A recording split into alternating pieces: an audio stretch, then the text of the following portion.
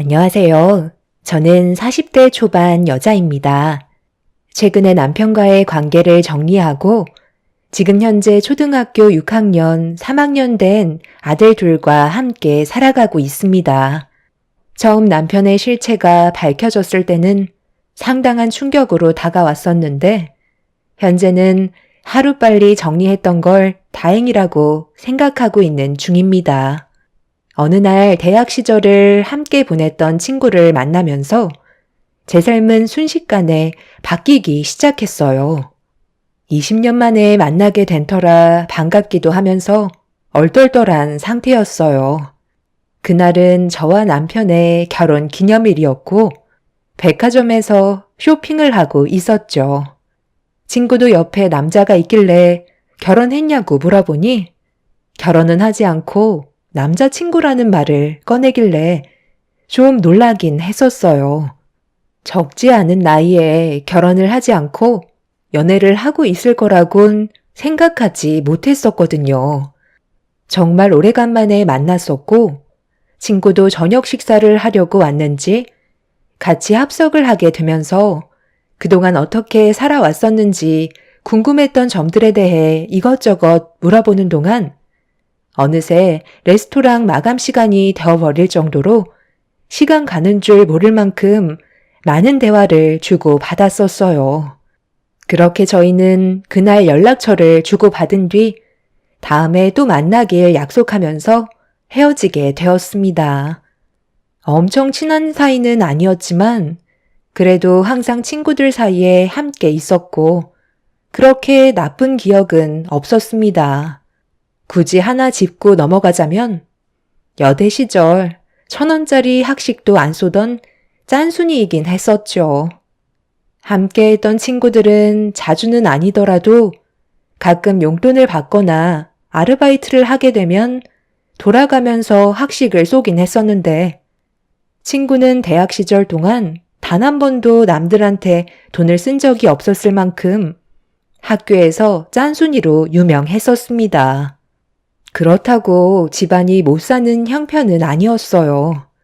그래도 친구니까 그 정도는 그냥 넘어가긴 했었는데 세월이 지나고 많이 바뀐 건지 레스토랑에서 식사를 할 때 적지 않은 금액인데도 오래간만에 얼굴 봐서 좋았다고 저와 남편이 먹은 금액을 대신 결제를 하는 예상치 못한 일이 일어나 많이 놀랐었어요.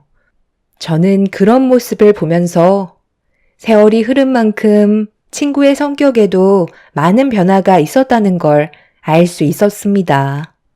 그날 이후 친구와 몇 번 더 만나게 되다 보니 예전처럼 가까운 사이로 지내오면서 좋은 관계를 유지하고 있었죠. 언제까지 연애만 할 거야? 그 남자분 성격도 좋은 게 꽤 괜찮은 사람 같던데. 아예 결혼 생각이 없는 거야? 나는 네가 결혼을 안 하고 있을 줄은 꿈에도 몰랐었어. 그러게. 살다 보니까 결혼이 무슨 의미가 있나 싶더라. 혼자 사는 것도 정신없이 바빠 죽겠는데 결혼을 하면 그 사람도 내가 신경을 써야 되잖아. 나는 그냥 내가 만나고 싶을 때 만나는 그런 관계가 좋은 것 같아. 원할 때 자유를 선택할 수 있는 게 얼마나 좋은데. 사람마다 다르겠지만 나는 이런 삶에 만족하고 있어. 너 성격도 정말 많이 변한 거 알아? 대학 시절 때는 낯을 많이 가려서 말도 제대로 못했었는데 지금은 분위기도 완전히 달라졌고 돈 씀씀이도 그때와는 비교가 되질 않는데? 사람 앞일 한 치 앞도 모른다더니 내가 지금까지 만나온 친구들 중에 네가 제일 많은 변화가 있는 것 같다. 저번에도 얘기했지만 부모님이 졸업하자마자 일찍 돌아가시고 아끼면서 살아봤자 무슨 의미가 있나 싶더라. 그때부터 많이 바뀐 것 같아. 한 번뿐인 삶을 즐기면서 사는 게 좋지 않겠어? 그리고 나 접대 그 사람이랑 헤어졌어. 생각보다 내 스타일이 아니더라고.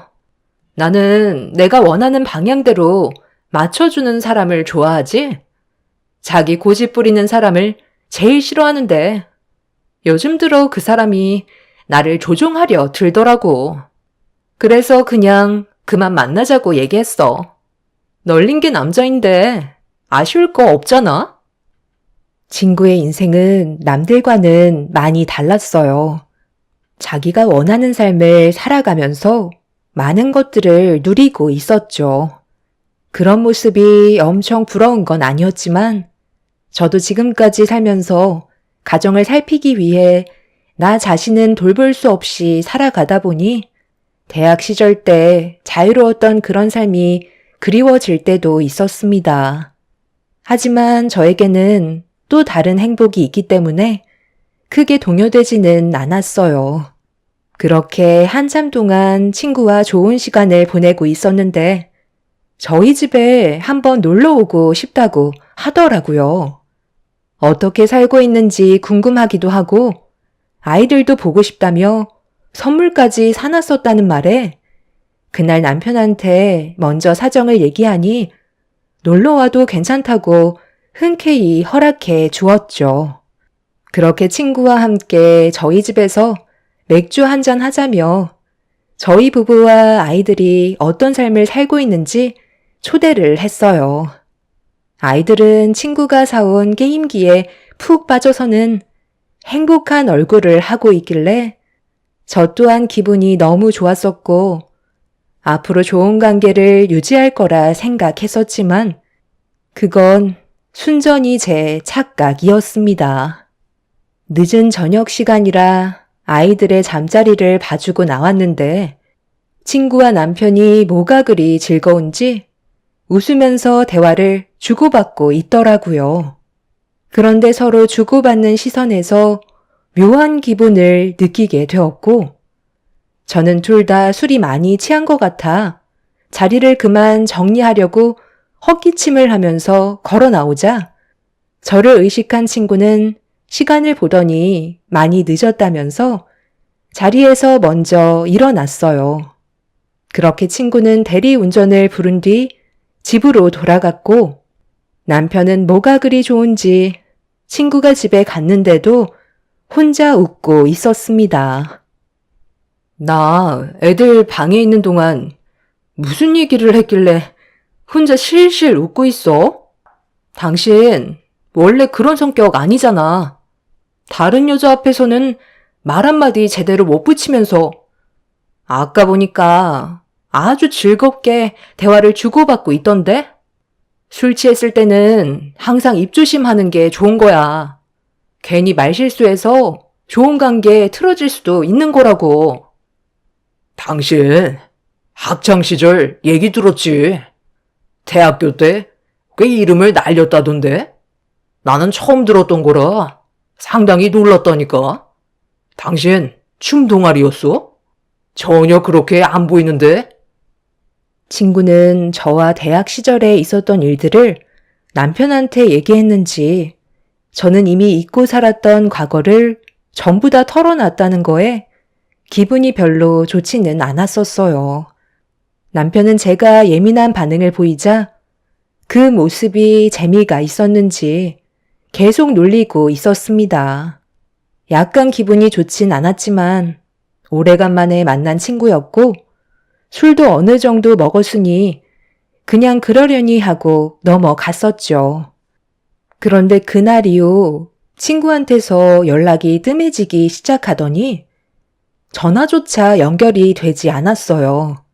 워낙 바쁜 친구라 나중에 시간이 지나면 연락이 올 줄 알았는데 몇 달이 지나는 동안에도 친구는 번호까지 바뀌어 있는 상태였죠. 무슨 일인지 몰라 걱정되긴 했었는데 사정이 있겠지 생각하면서 더 이상 신경을 쓰지 않고 있었어요. 그런데 친구와의 연락이 되지 않는 시점에서부터 남편한테도 조금씩 변화가 찾아왔어요. 당신 요즘 집에 왜 이렇게 늦게 들어와? 애들이 당신만 기다리고 있다가 지쳐 잠이 들었잖아. 내 전화 안 받을 거면 핸드폰은 뭐하러 가지고 다녀? 아이, 이런저런 바쁜 일들이 많아서 그런 건데. 왜 그거 가지고 화를 내? 나 신경 쓸 시간에 애들이나 더 챙겨줘. 다 먹고 살자고 열심히 일하고 있는 거라고. 당신이 사업을 하는 것도 아니고 월급 받으면서 뭐 때문에 이 시간에 들어오는 건데 하루 이틀이면 내가 아무 말 안 하겠지만 지금 당신이 밤만 되면 내 전화 안 받은 지 얼마나 된 줄 알아? 벌써 한 달이나 됐다고.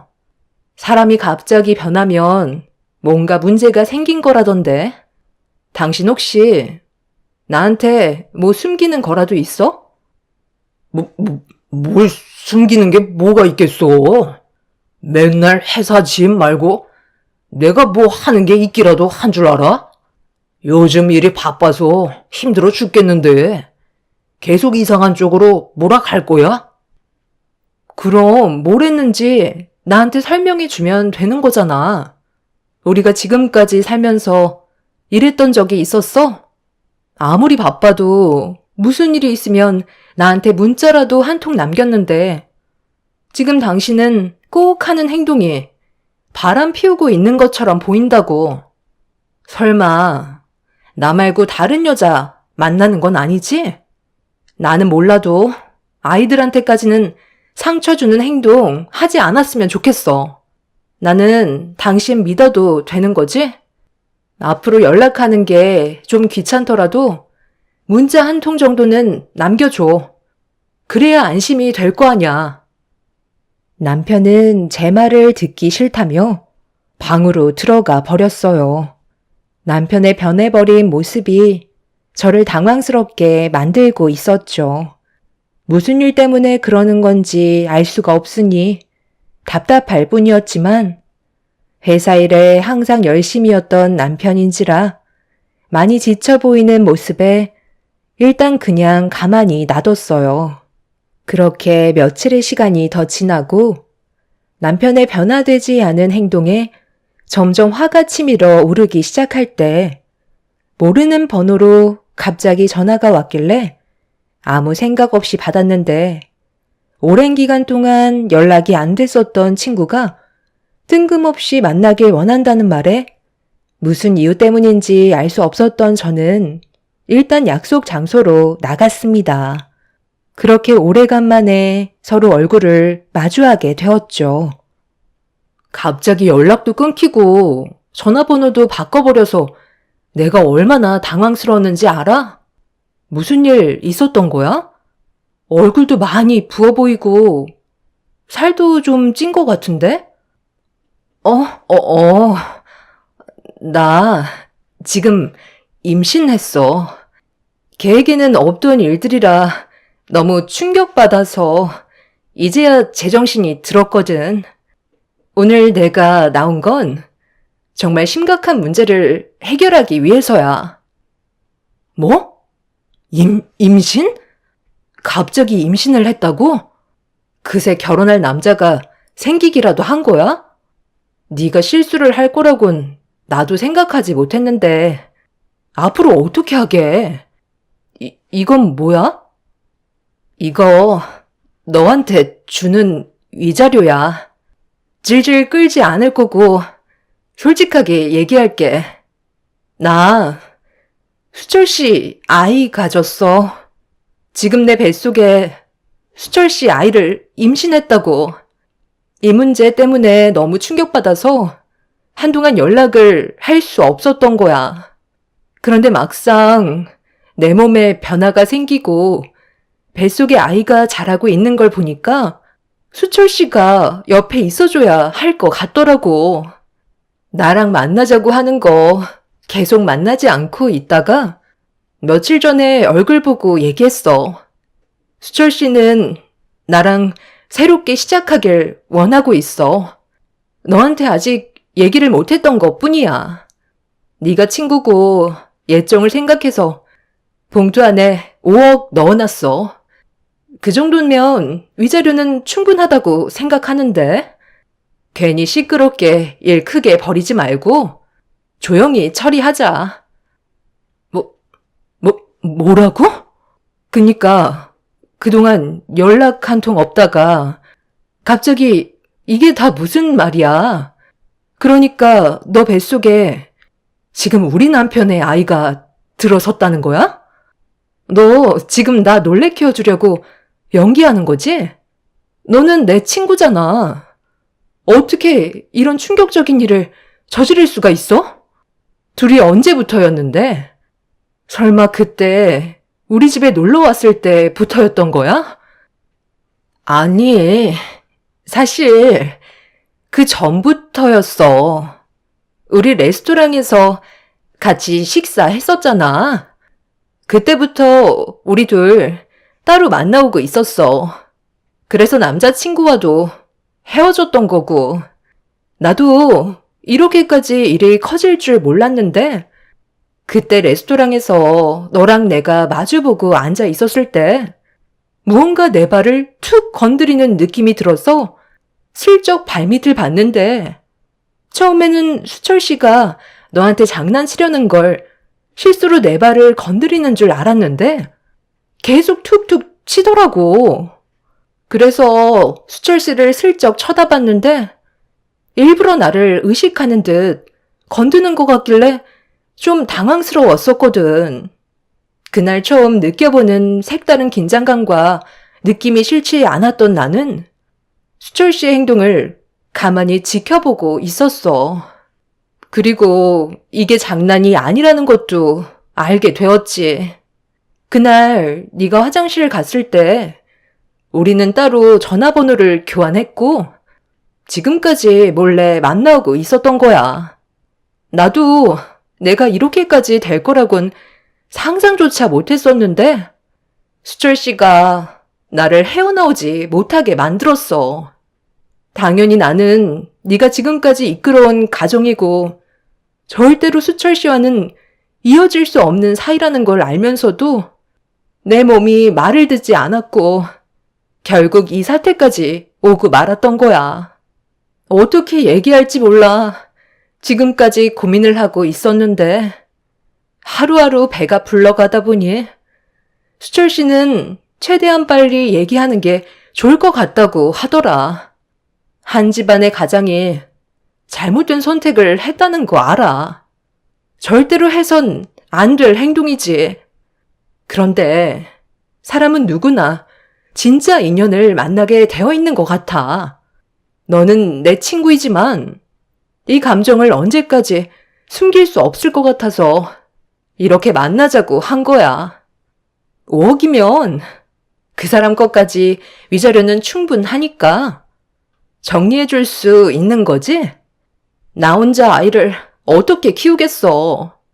너는 아이들도 다 커서 크게 신경 쓰지 않아도 되잖아. 내가 오죽 미안했으면 게임기 들고 너희 집에 찾아갔겠어? 네가 아이들 재우러 들어갔을 때 그때 우리는 벌써 할 것 다 하고 있었어. 최대한 걸리지 않으려고 감정 조절하느라 힘들었었지만 너는 전혀 눈치채지 못하고 있었잖아? 이제 그만 수철 씨 보내줘. 나 정말 수철 씨 사랑하고 있어. 이런 감정 처음 느껴봐. 결혼할 거고 앞으로 태어날 수철 씨 아이와 행복하게 살고 싶을 뿐이야. 그렇게 해줄 수 있는 거지? 지금 당장은 힘들겠지만 하루빨리 현실을 받아들이는 게 좋을 거야. 지금 네가 한 말 조금도 거짓이 없는 거지? 정말 우리 남편이랑 함께 살고 싶은 거야? 모든 걸 감당할 수 있을 만큼 그 사람을 진심으로 사랑하는 거니? 내가 너한테 왜 거짓말을 하겠어? 내 모든 걸 걸고 수철 씨를 사랑하고 있어. 남은 인생 함께 할 거고 한날 한시에 눈 감고 싶어. 그렇게 해줄 수 있는 거지? 그럼 조건이 하나 있어. 네가 준 5억 내가 받을게. 하지만 이건 너한테 받는 위자료고 그 사람한테는 따로 받을 거야. 그리고 지금 당장 각서 써. 절대 반품하지 않겠다고. 그리고 두 번 다시 너랑 나는 만나지 않았으면 좋겠다. 우리가 지금 이런 상황에서 이성적으로 대화할 수 있는 건 내가 정말 많이 참고 있기 때문이야. 너한테 받은 배신감도 엄청 크지만 그 사람한테 정말 질려버렸거든. 결국 또 이런 식으로 일을 저질렀지만 어쩌겠어. 벌써 건널 수 없는 강을 건너버렸는데. 네가 선택한 길이니까 앞으로 행복만 가득했으면 좋겠다. 너와 내가 나눈 대화에 대한 영상 증거물로 남겨놔야 하니까 다시 한번 얘기해주고 어떤 일이 생기더라도 혼자서 모든 걸 감당하겠다는 각서까지 전부 다 작성해줘. 그럼 깔끔하게 그 사람과 도장 찍고 너한테 보내줄게. 저는 친구한테 모든 증거물들을 받아내었고 남편을 보내주는 대가로 5억을 받았습니다.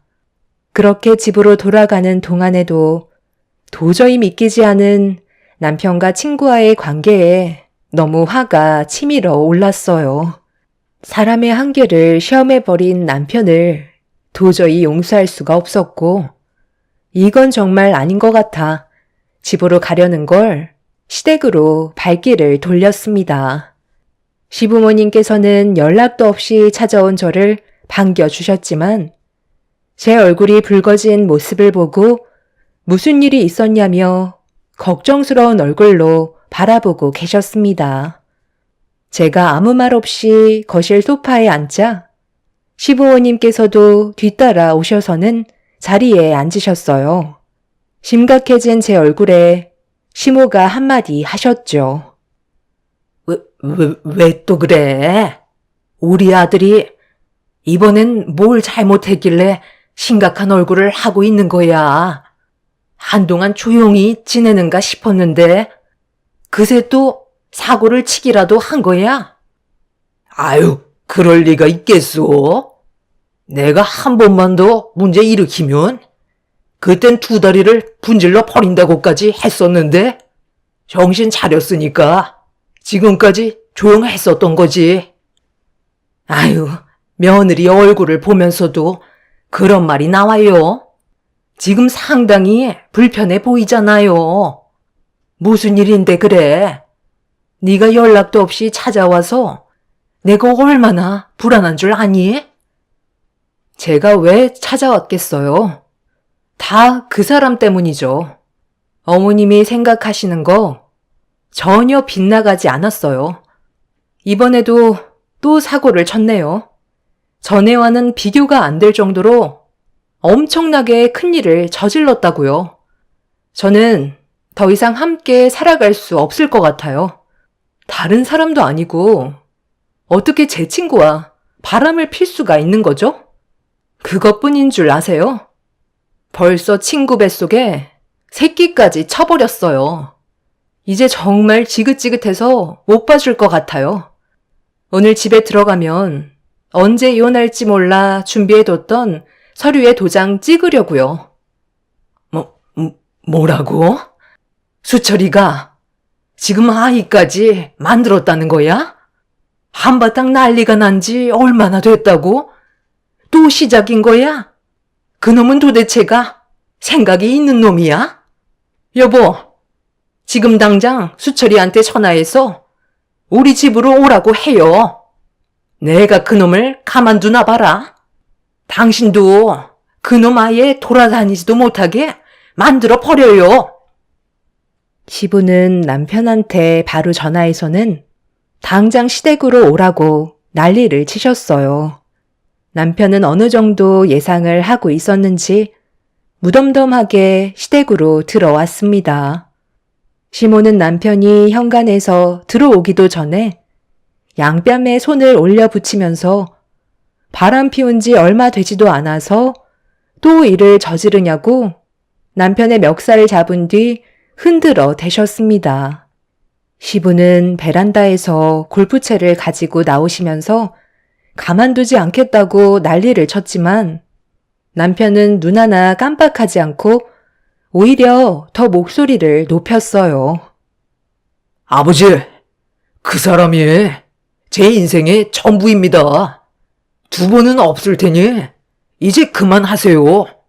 저는 윤미 씨를 절대 놓치고 싶지 않아요.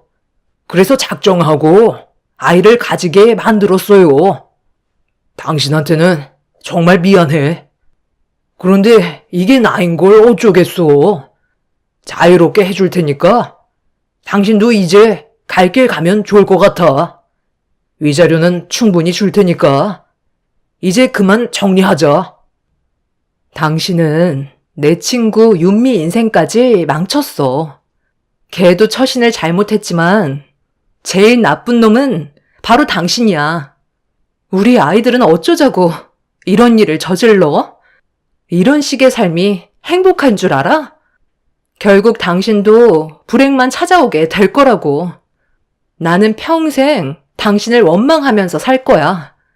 저번에도 바람 피우다 걸려서 한바탕 난리가 났었는데 그때의 상처가 아직까지 아물지도 않았는데 또 이런 일을 저질러? 아이들이 불쌍해서 나만 참고 넘어가면 될 줄 알았어. 그래서 지금까지 혼자 눈물을 삼키면서 참아왔던 건데 당신이 또다시 모든 걸 망쳐버렸다고. 인생의 마지막 사람이라고? 퍽이나 그러겠다.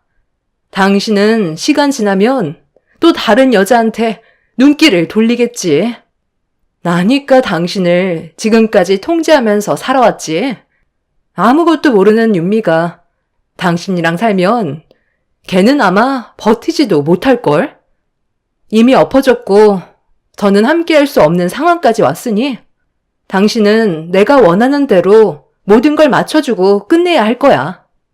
저번에 바람 피웠을 때 작성했던 각서 기억나지? 법적으로 효력이 있는 것들로 같이 만들었잖아.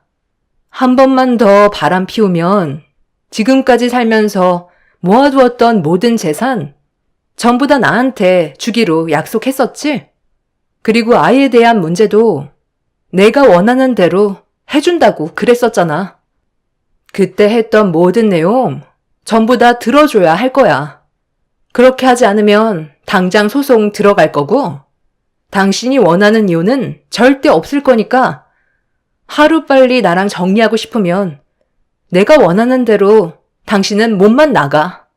어떻게 할 거야? 소송으로 갈래? 아니면 당장 이혼할래?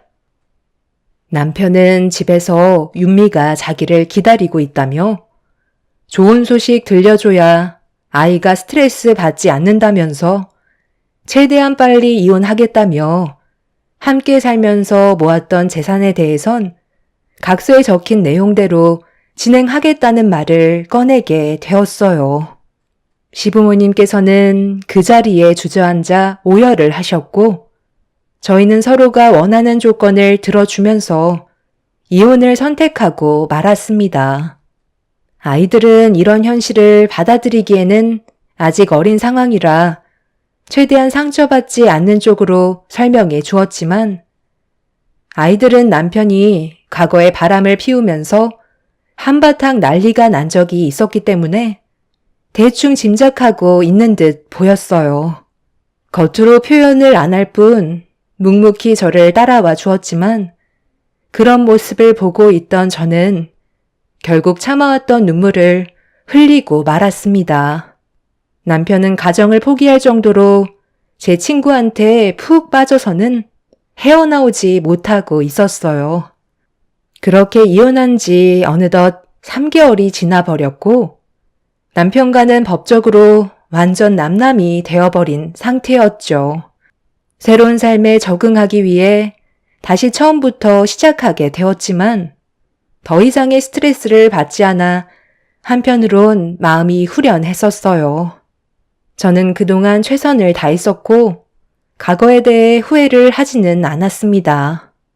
그렇게 아이들과 또 다른 행복을 찾아 살아가던 어느 날 그동안 한 번도 연락이 없었던 상간녀한테 다시 전화가 왔어요. 더 이상 대화조차 섞고 싶지 않아 전화를 받지 않았는데 할 말이 있다며 전화 좀 받아달라고 문자를 남기길래 다시 연락이 왔을 때 통화 연결을 수락했고, 상간녀는 한층 밝은 목소리로 저에게 충격적인 말을 건네면서 어이없는 말들을 늘어놓고 있었습니다. 저는 상간녀가 무슨 생각으로 그런 말을 하는지 이해를 할 수가 없었죠. 나 배가 더 부르기 전에 결혼식 올리려고 하는데 너는 올 거야? 그래도 우리 둘의 관계를 연결해 준 게 너잖아. 꼭 축하받고 싶은데 와줄 수 있는 거지? 너 나랑 뭐 하자는 거야? 그 말 하려고 전화 받아달라고 사정을 했던 거야? 너는 그 사랑이 얼마나 오래 갈 것 같니? 남의 가정 무너뜨리고 얻은 사랑이 평생 유지가 될 것 같아? 그동안 그 사람이랑 살면서 어떻게 하면 좋을지 정말 고민 많았었거든. 그런데 네가 모든 걸 해결해줘서 나는 지금 너무 행복해. 거기에다가 돈까지 지어줬잖아? 네가 부모님 재산 물려받아 돈이 많은 건 알고 있었지만 사람 보는 눈은 너무 형편없다. 그 사람 바람둥이야. 너 만나기 전에 다른 여자한테 찝쩍거리다가 나한테 걸려서 한바탕 난리가 났었다고. 재벌은 난 못 준다고. 지금은 서로 눈만 마주쳐도 불꽃이 튀기겠지만 그게 얼마나 갈 것 같니? 그건 네가 부족해서 그런 거지. 우리가 지금 얼마나 행복한 삶을 살고 있는데. 수철 씨는 나 말고 다른 여자는 거들떠도 안 본다고 했어. 남자는 여자하기 나름인 거야. 내가 수철 씨 뺏어가서 배 아프니? 그런데 어쩌겠어. 이게 인생인데. 결혼식 오지 못한다고? 그래도 대학 동기들 다 초대해서 너한테도 연락한 건데 어쩔 수 없지 뭐. 앞으로 잘 지내라. 제가 결혼식에 가서 동기들 보는 앞에서 난리치면 어쩌려고 저를 초대한 건지 정말 어이가 없었지만 더 이상 신경 쓰고 싶지 않았어요. 지금 당장은 행복할지 몰라도 그 사람의 성격은 절대 변하지 않을 사람이라는 걸 확실하게 알 수 있었죠. 그렇게 저는 그날 이후 전화번호도 바꾸고 상간녀와 전 남편과는 두 번 다시 마주치지 않을 지역으로 옮긴 뒤 부모님의 도움을 받으면서 아이들과 함께 생활하고 있었어요. 바쁘게 살아오다 보니 휴식이 필요했고 오래간만에 가족들끼리 여행이나 가려고 동해바다로 출발하고 있는데 주말이라서 그런지 차가 꽤 막히더라고요. 그런데 길 한복판에서 많이 들어본 목소리가 들리길래 고개를 돌려 옆을 바라보니 길거리에 전 남편과 상간녀가 서로 얼굴을 붉히면서 머리채를 잡은 뒤 싸우고 있었습니다. 남편은 그새 또 병이 도졌는지 다른 여자를 만난 듯 보였어요. 상간녀의 목소리가 차에까지 들려왔죠. 지금 어디서 거짓말을 하는 거야? 당신이 지금 다른 여자한테 눈길 주는 거 내가 못 봤을 것 같아? 내 친구처럼 나도 버리려고 작정한 거야? 저 여자 누구냐고? 아니, 무슨 소리야? 나는 당신밖에 모른다고 했잖아. 아이 깨겠다. 제발 그만 좀 해. 어떻게 해야 나를 믿어주겠어? 다른 여자한테 눈길 안 줬다니까? 한 번만 걸리기만 해봐. 절대 용서하지 않을 거야. 우리 아이 이제 막 태어났어. 오늘 기분 좋게 외식하러 나왔는데 나 불편하게 만들면 알아서 해. 차라리 땅만 보고 걸어 다녀. 당신은 그 눈이 문제야. 다른 여자들을 뚫어지게 쳐다보잖아. 어떻게 하면 꼬실지 속으로 생각하고 있는 것 같다고. 그리고 요즘에 왜 집에 늦게 들어와? 내가 연락하면 바로바로 받으라고 했잖아. 나를 진짜 사랑하기는 하는 거야? 처음에는 잘 몰랐는데 점점 당신이 다른 사람처럼 느껴진다고. 똑같은 레퍼토리였어요. 남편이 연락이 뜸해진다는 건 또 다른 여자와 만남을 가지고 있다는 거였죠. 그녀의 인생도 참 안타까웠습니다. 늦은 나이에 쓸데없이 남의 가정 건드려서 자신의 삶을 무너뜨리는 모습을 보니 너무 한심스러웠네요. 제가 봤을 때 전 남편은 무조건 다른 여자가 있는 게 확실해 보였죠. 조만간 서로 갈라섰다는 소식이 들려올 것 같네요. 행복만 가득할 거라고 나한테 전화한 지가 1년도 안 됐는데 벌써 삐걱거리는 모습을 보니 더 이상 볼 필요도 없을 것 같습니다. 두 사람의 인생은 제가 손을 쓰지 않아도 알아서 무너질 것 같아요. 아마 제가 승자인 것 같습니다. 그동안 참고 살아왔던 보람이 있네요. 앞으로 저희 가족의 삶은 웃음만 가득했으면 좋겠습니다. 한번 바람 피운 사람은 절대 그 맛을 끊지 못한다는 걸 이번 계기로 알 수 있었어요. 제 사연을 들어주신 여러분들의 가족에는 언제나 평화와 행복만 가득하시길 기원 드립니다. 오늘 하루도 행복하세요. 감사합니다. 안녕하세요. 저는 경기도 화성에 살고 있는 40대 중반 여자입니다. 사연을 신청하는 지금도 손이 떨릴 정도로 현실을 받아들이기가 너무 힘든 상태입니다. 많은 분들께서 제 사연을 들으시고 어떤 생각을 하실지 궁금하네요. 현재 남편과는 이혼을 한 상태이고 숙려 기간은 10일이 지났습니다. 저는 지금까지 남편과 함께 살아오면서 단 한 번도 의심이라는 걸 해본 적이 없었어요. 그만큼 저희 부부관계에 아무 문제 없다고 확신을 하고 있었기 때문에 지금의 나이대까지 잘 살아오고 있었던 거였어요. 그런데 어느 날부터인가 남편의 건강이 많이 허약해진 것 같아 신경이 쓰이기 시작했는데 남편은 크게 문제될 거 없다며 일이 많이 바빠 피곤해서 그런 거라고 대충 둘러대곤 있었지만 최근 들어 확실히 살이 많이 빠져 있었죠. 적지 않은 나이에 한 회사에서 열심히 일을 해오던 남편이 안쓰럽고 불쌍해 보여 뭐라도 좀 챙겨주고 싶었어요. 그래서 동네에서 꽤 유명한 곳인 한의원에 들려 한약도 몇 채 지어 매일 아침마다 한 채씩 먹여가면서 남편의 건강을 챙겨 주었죠. 하지만 남편은 날이 가면 갈수록 피곤해서 벗어나지 못하고 있었어요. 100세 시대인 요즘 앞으로 살 날이 절반 이상이 남아있는데 남편한테 무슨 문제라도 생겼을까봐 불안해서 건강검진을 받아보는 게 좋을 것 같다고 했지만 그럴 필요 없다며 거부를 하고 있었습니다. 당신 요즘 들어 살이 많이 빠진 거 알아? 아무리 회사 일도 중요하지만 당신 건강부터 챙기는 게 좋지 않겠어? 저번 달부터 주말에 쉬지도 못한 채 하루도 안 빠지고 계속 특근을 하고 있잖아.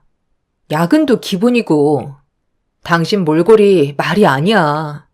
한약 챙겨 먹어도 소용이 없는데 급격하게 살이 빠지기 시작하는 건 건강상 문제가 생겼을지도 모른다고 의사가 한번 방문하는 게 좋을 것 같다는 말까지 했었다고. 하루 이틀 미루다가 정말 큰일이라도 생기면 어쩌려고 그래. 아휴, 괜찮아. 요즘 일이 많이 바빠서 그래. 당신도 잘 알잖아. 내가 많이 부족해서 이번에는 직급 좀 올리려면 더 열심히 해야지. 집안의 가장이 쉬면 되겠어? 그냥 다른 직장 알아보면 안 되는 거야? 모든 일은 당신 혼자 하는 것 같은데 왜 지금까지 직책은 대리해서 머물러만 있는 건데? 회사 운영 방식이 정말 이상한 것 같아. 지금 다니는 회사 나랑 결혼하기 전부터 다녔던 거 아니야? 그런데 아직까지 대리라는 게 말이 돼? 내가 한번 찾아가 봐야 되겠는데? 어허, 회사에 함부로 찾아오거나 하는 쓸데없는 행동하면 오히려 눈에 가십거리가 되니까 그냥 가만히 있어. 올해는 그래도 과장은 달아주겠지. 남편은 한 회사에 상당히 오랜 시간 근무를 했었어요. 저와 결혼하기 전부터 다녔던 회사였죠. 일반적이면 보통은 어느 정도 연수가 차게 되면 자연스럽게 직급이 올라갈 텐데 남편은 열심히 하는 것 같은데도 항상 제자리에만 머물러 있는 것 같아 마음이 안 좋았었습니다. 저도 다른 사람들이 남편의 위치에 대해 물어보면 참 난감하기도 했었어요. 나이에 비해 직급이 너무 낮아서 대리라고 말을 하기에도 난처한 상황이라 모임이 있을 때면 말을 아끼게 되더라고요. 남편은 직급은 크게 신경 쓰지 않는다면서 회사가 어려운 상황이고 다들 가족처럼 지낸다고 자기만 직급이 안 올라가는 것도 아니라면서 불경기 같은 요즘에 먹고 살 정도의 돈을 벌고 있다는 것만도 감사하게 생각한다며 자신의 위치에 대해 크게 문제 삼지 않고 있었죠. 남편은 항상 자신의 일에 대해 불만보단 긍정적으로 일을 해오는 모습이었어요. 회사를 다니는 걸 힘들어 했다면 다른 직장을 알아봤으면 좋겠다는 말을 했을지도 모르지만 워낙 즐겁게 회사를 다니고 있었기 때문에 남편 입으로 회사를 그만두겠다는 말을 하기 전까지는 지켜볼 수밖에 없었습니다. 그렇게 묵묵히 지켜만 보고 있던 어느 날 온몸이 떨릴 정도로 전혀 예상하지 못한 엄청난 충격을 가져오게 되는 사건이 눈앞에 펼쳐지고 말았습니다. 아침밥을 먹고 출근하는 남편이 그날 야근 때문에 늦게 들어온다는 말에 그동안 한 번도 가본 적 없던 회사에 밤참을 해서 서프라이즈로 찾아갈까 생각을 하게 되었고 고생하는 남편을 위해 건강식으로 준비한 뒤 적당한 시간대를 기다리고 있었죠. 남편은 보통 야근을 한다고 말을 하면 집에 도착하는 시간이 새벽 1시 정도 됐었어요. 그래서 저녁 9시쯤에 회사에 한번 들리는 것도 나쁘지 않을 것 같아 모든 준비를 끝낸 뒤 출발 전에 남편한테 문자를 한 통 넣었어요. 회사에서 아직까지 일을 하고 있냐고 물어봤는데 정신없이 업무 처리 중이라면서 일이 끝나면 연락하겠다는 답장을 주었죠. 그렇게 연락을 받은 뒤 택시를 타고 남편이 근무하고 있는 회사에 도착해 어두컴컴한 건물로 들어가니 경비를 서고 있는 분께서 저를 막아섰어요. 그래서 남편의 이름을 대면서 밤참을 준비해 왔다는 말을 꺼내게 되었죠. 네? 방금 뭐라고 하셨어요? 뭔가 잘못 알고 계신 것 같은데 그분은 대리님이 아니라 부장님이신데요? 제가 여기 회사 사람들 이름과 직책은 다 알고 있거든요. 네? 저희 남편이 부장이라뇨. 이 회사에 들어오신 지 얼마 되지 않으셨죠? 저희 남편 이름은 진국현이고 지금 현재 대리로 근무를 하고 있어요. 야근한다고 정신없이 일을 하고 있을 거라고요. 오늘 처음 회사에 와봤는데요. 힘내라고 밤참 좀 준비해 왔는데 들여보내주시면 안 되는 거예요? 그 정도는 가능하잖아요.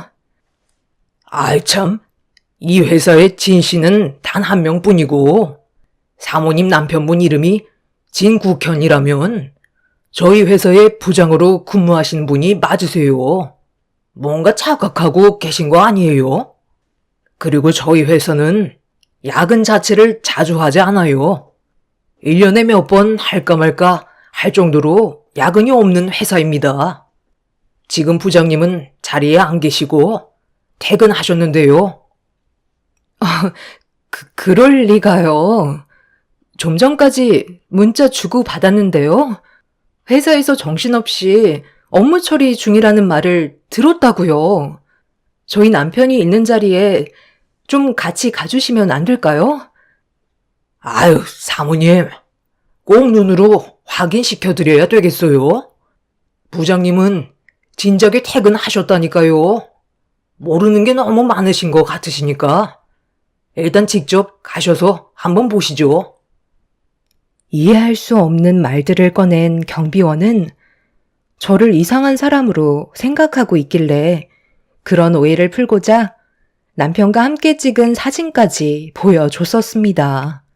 그런데 경비원은 계속해서 남편의 사진을 보면서 대리가 아닌 부장이라는 직책을 불러주고 있었어요.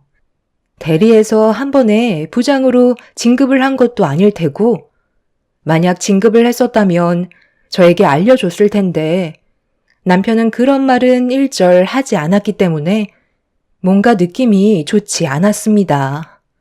그렇게 경비의 뒤를 따라가 남편이 근무하고 있는 자리에 도착을 했는데, 충격적이게도 명패에 부장 진국현이라는 이름 3글자가 새겨져 있었어요. 제가 잘못 본 걸 수도 있을 것 같아 떨리는 몸으로 자리를 살펴보니 컴퓨터 옆에 남편이 저와 함께 찍은 사진이 올려져 있는 걸 확인할 수 있었습니다. 경비는 저희 남편이 부장으로 승진한 지 몇 년 됐었다는 말과 함께 제가 아내인 게 의심스러울 정도로 알고 있는 것들이 하나도 없다며 오히려 저를 이상하게 쳐다보고 있었어요. 제가 생각했던 그림이 아니었기 때문에 어떤 식으로 남편의 행동을 받아들여야 할지 몰라 너무 당황스러웠고 왜 저한테 거짓말을 해오면서까지 살아왔는지에 대해 알아야 될 필요가 있었죠.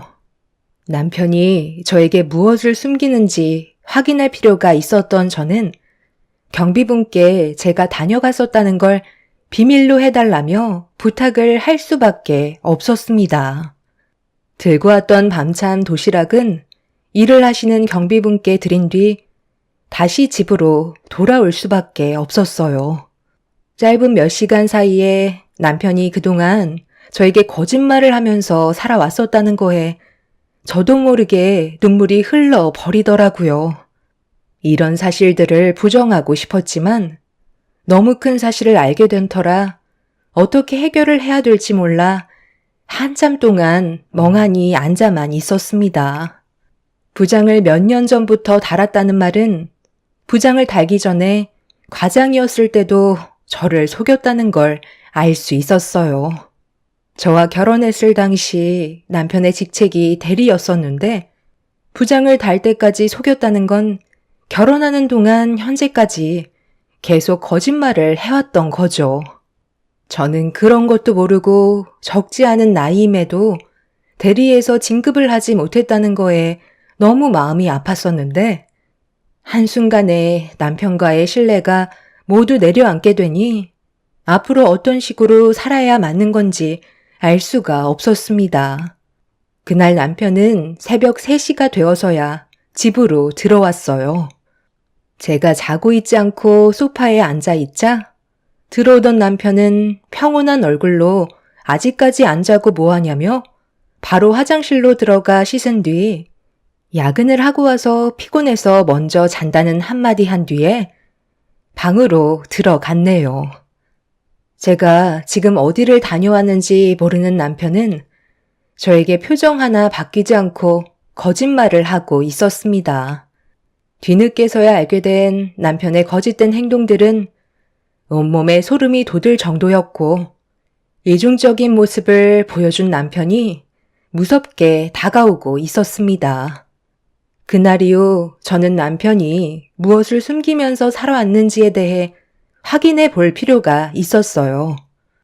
결혼 초 때부터 지금까지 무엇 때문에 숨기면서 살아왔는지 파헤쳐 봐야만 했었죠.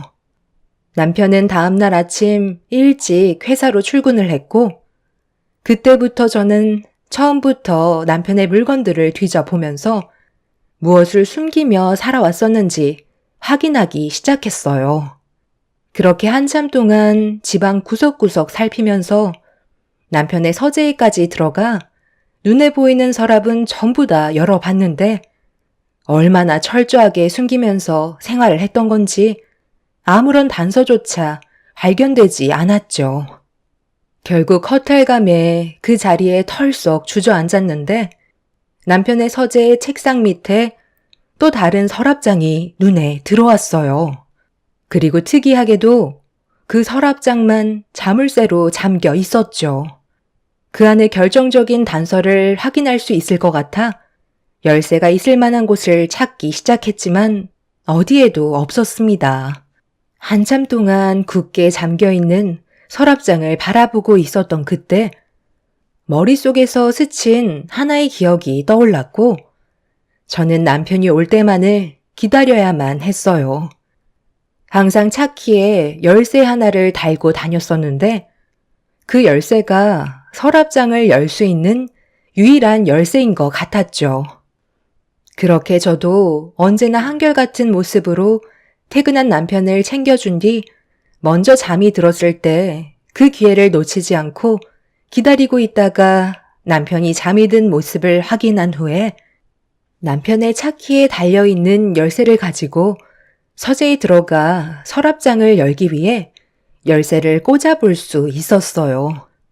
손이 떨리고 있었지만 최대한 침착하게 행동하면서 열쇠를 돌리는 순간 철컥거리는 소리와 함께 자물쇠를 열 수 있었습니다. 그렇게 천천히 서랍장에 있던 내용물을 확인해 보는 순간 이상한 고지서 같은 것들만 쌓여 있더라고요.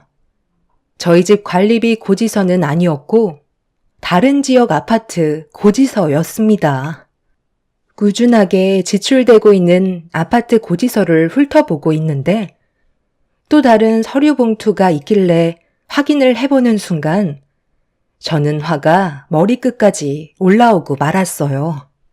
남편의 통장이 발견되었고 전달에 통장 정리를 한번 했는지 급여가 최근 것까지 찍혀 있었는데 남편의 월급은 월 300만 원이 아닌 700만 원이었습니다.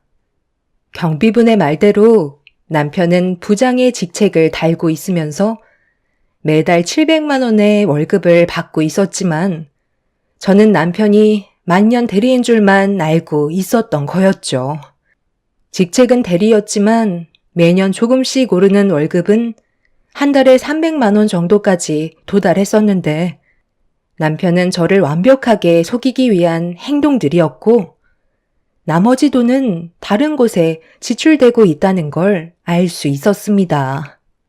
보관해 두고 있던 아파트 고지서에 결정적인 단서가 있을 것 같아 고지서 하나를 주머니에 넣어둔 뒤 모든 것들을 제자리로 돌려놓고 남편의 서재에서 나와 처음 보는 아파트에 동호수가 찍혀있던 고지서를 한참 동안 바라보며 눈물을 훔치고 말았습니다. 이런 행동을 하는 저를 보게 됐는데 이게 뭐 하는 건가 싶더라고요. 결혼 생활하는 동안 이런 계획은 전혀 없었는데 상상조차 하지 못했던 일들이 눈앞에 펼쳐져서 너무 괴로웠었어요. 남편의 이중 생활을 계속해서 지켜보고 있던 제가 점점 마음의 병이 들어가고 있었는지 안색이 좋지 않다는 걸 남편이 알아차리곤 괜찮냐며 아침에 일어나자마자 한마디 툭 던졌는데 그 순간 저도 모르게 눈물이 왈칵 쏟아졌고 그때부터 진정이 되지 않고 있었어요. 당신 갑자기 왜 그래? 무슨 일 있는 거야? 당신 요즘 안색이 좋지 않더니 우울증이라도 왔어? 애들 때문에 걱정돼서 그래? 걔들은 기숙사 생활 잘하고 있으니까 너무 걱정 안 해도 돼. 이번 주 주말에 올라오겠대잖아. 자기들이 원해서 선택한 건데 이제 와서 마음 약해지면 어떡해?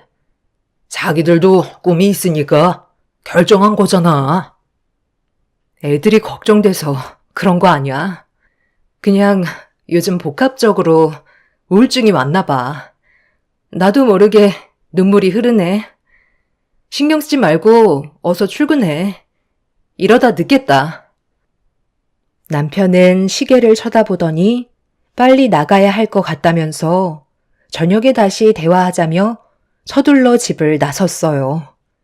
남편이 회사로 출근하고 혼자 남겨진 조용해진 집에서 저는 그날 한참 동안 오열을 하고 말았습니다.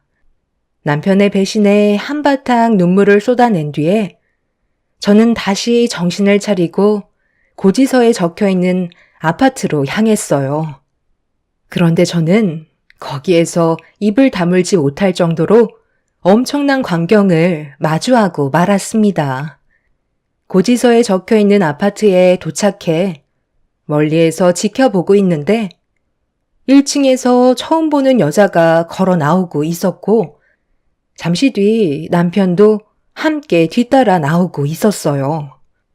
그런데 거기에서 그치는 게 아닌 시모 또한 남편과 여자를 따라 나오고 있었습니다.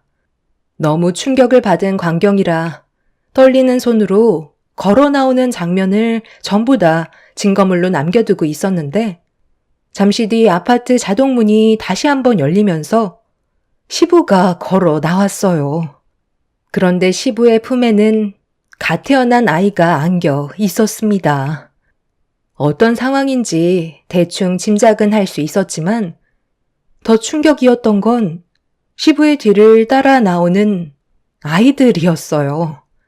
저희 아이들과 나이대가 비슷한 애들이었는데 시부를 할아버지라고 부르면서 따르고 있었습니다.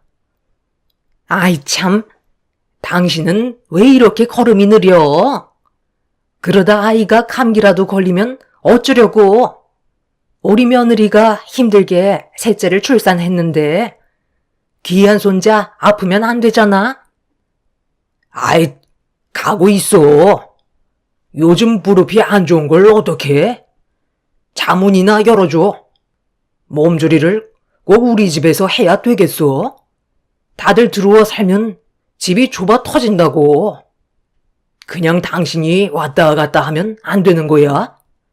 그러다 여러 가지로 곤란한 상황에 처해지면 어쩌려고 그래? 잠깐 방심했다가 큰일 날 수도 있는 거라고. 아유, 그런 건 걱정하지 마. 걔가 언제 내 허락 없이 집에 들어온 적이 있었어? 쓸데없는 생각하지 말고 빨리 차에 올라타기나 해요. 며느리랑 아이들은 벌써 탔잖아. 늦은 나이에 셋째 출산이라 이번에 몸에 무리가 좀 많이 온 것 같아요. 그러니 어머니가 잘 좀 챙겨주세요. 그리고 요즘에 희영이 엄마가 계절을 타는 건지 우울증이 좀 온 것 같은데 몸에 좋은 음식도 좀 해주셨으면 좋겠어요. 뒤에서 저를 많이 챙겨주는 거 알고 있죠? 저보고 최근 들어 살이 많이 빠졌다고 걱정까지 해준다니까요. 아무래도 아이가 태어나서 정신없다 보니까 신경 쓸 게 많아서 제대로 챙겨 먹지 못하고 있는데 그 사람이 그런 저를 보고 바로 알아차렸는지 한약이며 몸에 좋은 음식들 위주로 신경 써주고 있어요. 그런데 정작 그 사람 자신은 살피지 않고 있는 것 같아 걱정이에요. 그러니 어머니가 신경 써줄 수 있죠? 내가 몸이 10개니? 그리고 걔는 하는 게 뭐가 있다고? 우울증이야? 이번에 애들도 기숙사로 전부 들어가지 않았어? 한가로이 집에 혼자 있으니까 쓸데없이 잡생각만 늘어서 그런 거야. 마음 같아서는 집에 와서 애 좀 돌봐달라고 하고 싶은데 상황이 그렇지 않으니 내가 얼마나 답답한 줄 알아?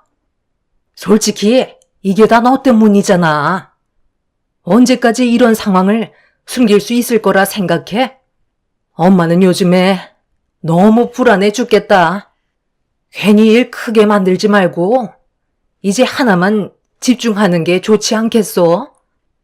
너도 50이 가까워지고 있는데 언제까지 이렇게 살 거야? 이제 그만 결정하는 게 좋지 않겠어? 주아 애미가 워낙 착하니까 말을 안 하는 것 뿐이지. 법적으로 너희들 지금 아무것도 아니잖아.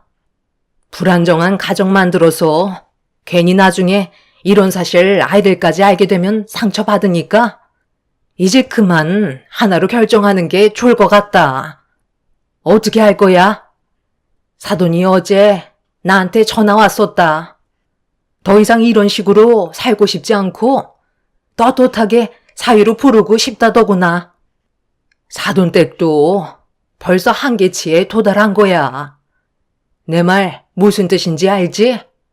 이제는 결정할 때가 됐다는 거야. 내가 봤을 때 이미 결정한 것 같은데. 지금 마음 상태에서는 희영 엄마한테 느끼는 감정은 연민 정도로 불쌍한 감정만 남은 상태요. 막내 아들까지 태어난 마당에 주아 엄마한테 더 신경을 쓰고 싶긴 하죠.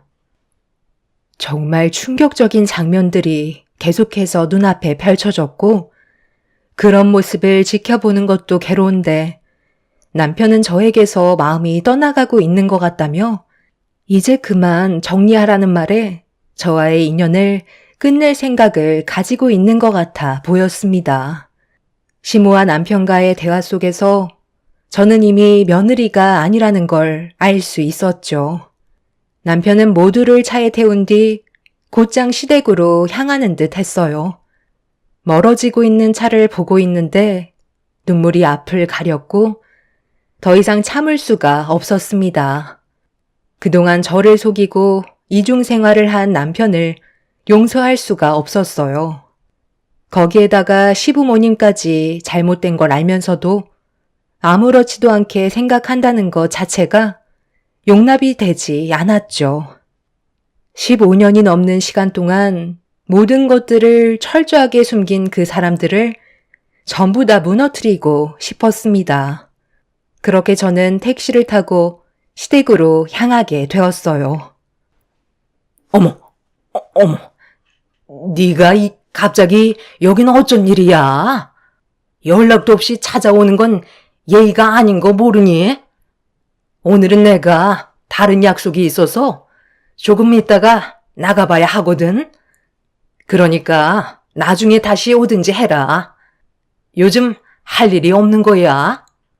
내 아들이 그러는데 네가 요즘 우울증 증상을 보인다며? 아이들도 기숙사 들어갔는데 너도 일거리 좀 찾아서 집안 살림에 보탬이 되도록 해야지. 언제까지 천하태평 놀고 먹기만 할 건데? 내 아들이 얼마나 힘들게 돈을 벌고 있는지 알고 있지? 네, 모르는 거 아니죠. 그래서 요즘 일거리를 찾고 있는 중이에요. 제가 할 수 있는 일이 무엇이 있을지 고민을 좀 해봤는데요. 제가 아이들을 좋아하니까 돌봄 같은 걸 좀 알아보려고요. 그런데 계속 현관문 앞에 저를 세워두실 거예요? 저는 어머님 보고 싶어서 먼 길을 달려왔는데 주스 한 잔 정도는 주셔야죠. 제가 들어가면 안 되는 이유라도 있는 거예요? 어머님, 지금 머리에 식은땀까지 흘리고 계시는데 어디가 좀 불편하신 거라도 있으세요? 평소 같지가 않아서요. 그런 게 뭐가 있어? 맨날 똑같이 살고 있는데 약속이 좀 늦어서 그런 것 뿐이니? 나중에 다시 얘기하도록 하자. 그럼 다음에 다시 보는 걸로 하자. 어머님, 잠깐만요. 그런데 이거 무슨 소리예요? 갓난아기 울음소리 같은데 집안에 누가 왔어요? 왜 아기 울음소리가 어머님 집안에서 들리는 거예요? 아이 참, 당신 왜 안 들어오고 있는 거야? 손자가 지금 진정이 되지 않고 있는데 며느리가 안아줘도 계속 보채기만 하잖아. 빨리 와서 손을 좀 써봐. 저러다 목 상하겠어. 아니, 네가 여긴 어쩐 일이냐? 연락도 없이 갑자기 찾아왔네. 며느리가 왔으면 나한테 귀띔이라도 해줬어야 할 거 아니야? 나는 급하게 볼 일이 있어서 다시 들어갈게. 우리 집에 손님이 왔거든. 그런데 이제 막 나갈 참이었어. 신경 쓰지 말고 너 갈 길 가면 된다. 그럼 나도 외출 준비해야 되니까 현관문 닫아도 되는 거지? 어머님, 방금 아버님께서 뭐라고 하셨죠? 며느리가 문 앞에 있는데 집안의 아기를 손자라고 얘기하시면서 며느리가 아이를 제대로 돌보지 못한다고 얘기하셨잖아요. 이게 무슨 말인 거예요? 어머님 집안에 저 말고 다른 며느리가 들어와 사는 건 아니죠? 제가 확인을 좀 해봐야 될까요? 그래도 되는 거잖아요? 제가 시댁 안으로 들어가려 하자 시몬은 온몸으로 저를 막아서기 시작했어요. 하지만 이미 저는 오랜 시간 분노가 쌓여왔던 상태라 시몬은 저를 감당할 수가 없었죠. 온 힘을 다해 시모를 밀쳐낸 뒤 집 안으로 달려 들어간 순간 저와 눈이 마주친 여자가 화들짝 놀라면서 품에 안겨 울고 있는 아이를 급하게 뒤로 숨기고 있었어요. 시모는 저에게 다시 달려와선 당장 나가라며 흥분하며 소리를 질렀고 시모의 목소리에 놀란 아이는 자지러지게 울음을 터뜨려 버리고 말았습니다. 저와 마주친 여자가 저에게 피해를 입게 될까봐 불안했는지 도망을 치려 하길래 여자의 옷깃을 잡으면서 대화 좀 하자고 입을 여는 순간 갑자기 눈앞이 보이는 시야가 검게 변하면서 정신을 차리지 못할 정도로 무언가의 충격을 받았습니다. 고개를 돌려 옆을 보니 시모가 어딜 만지냐면서 제 뺨에 손을 올려 붙였던 거죠. 이미 통제가 되지 않는 몸으로 변해버렸던 저였기 때문에 받은 만큼 그대로 시모에게 돌려주었어요.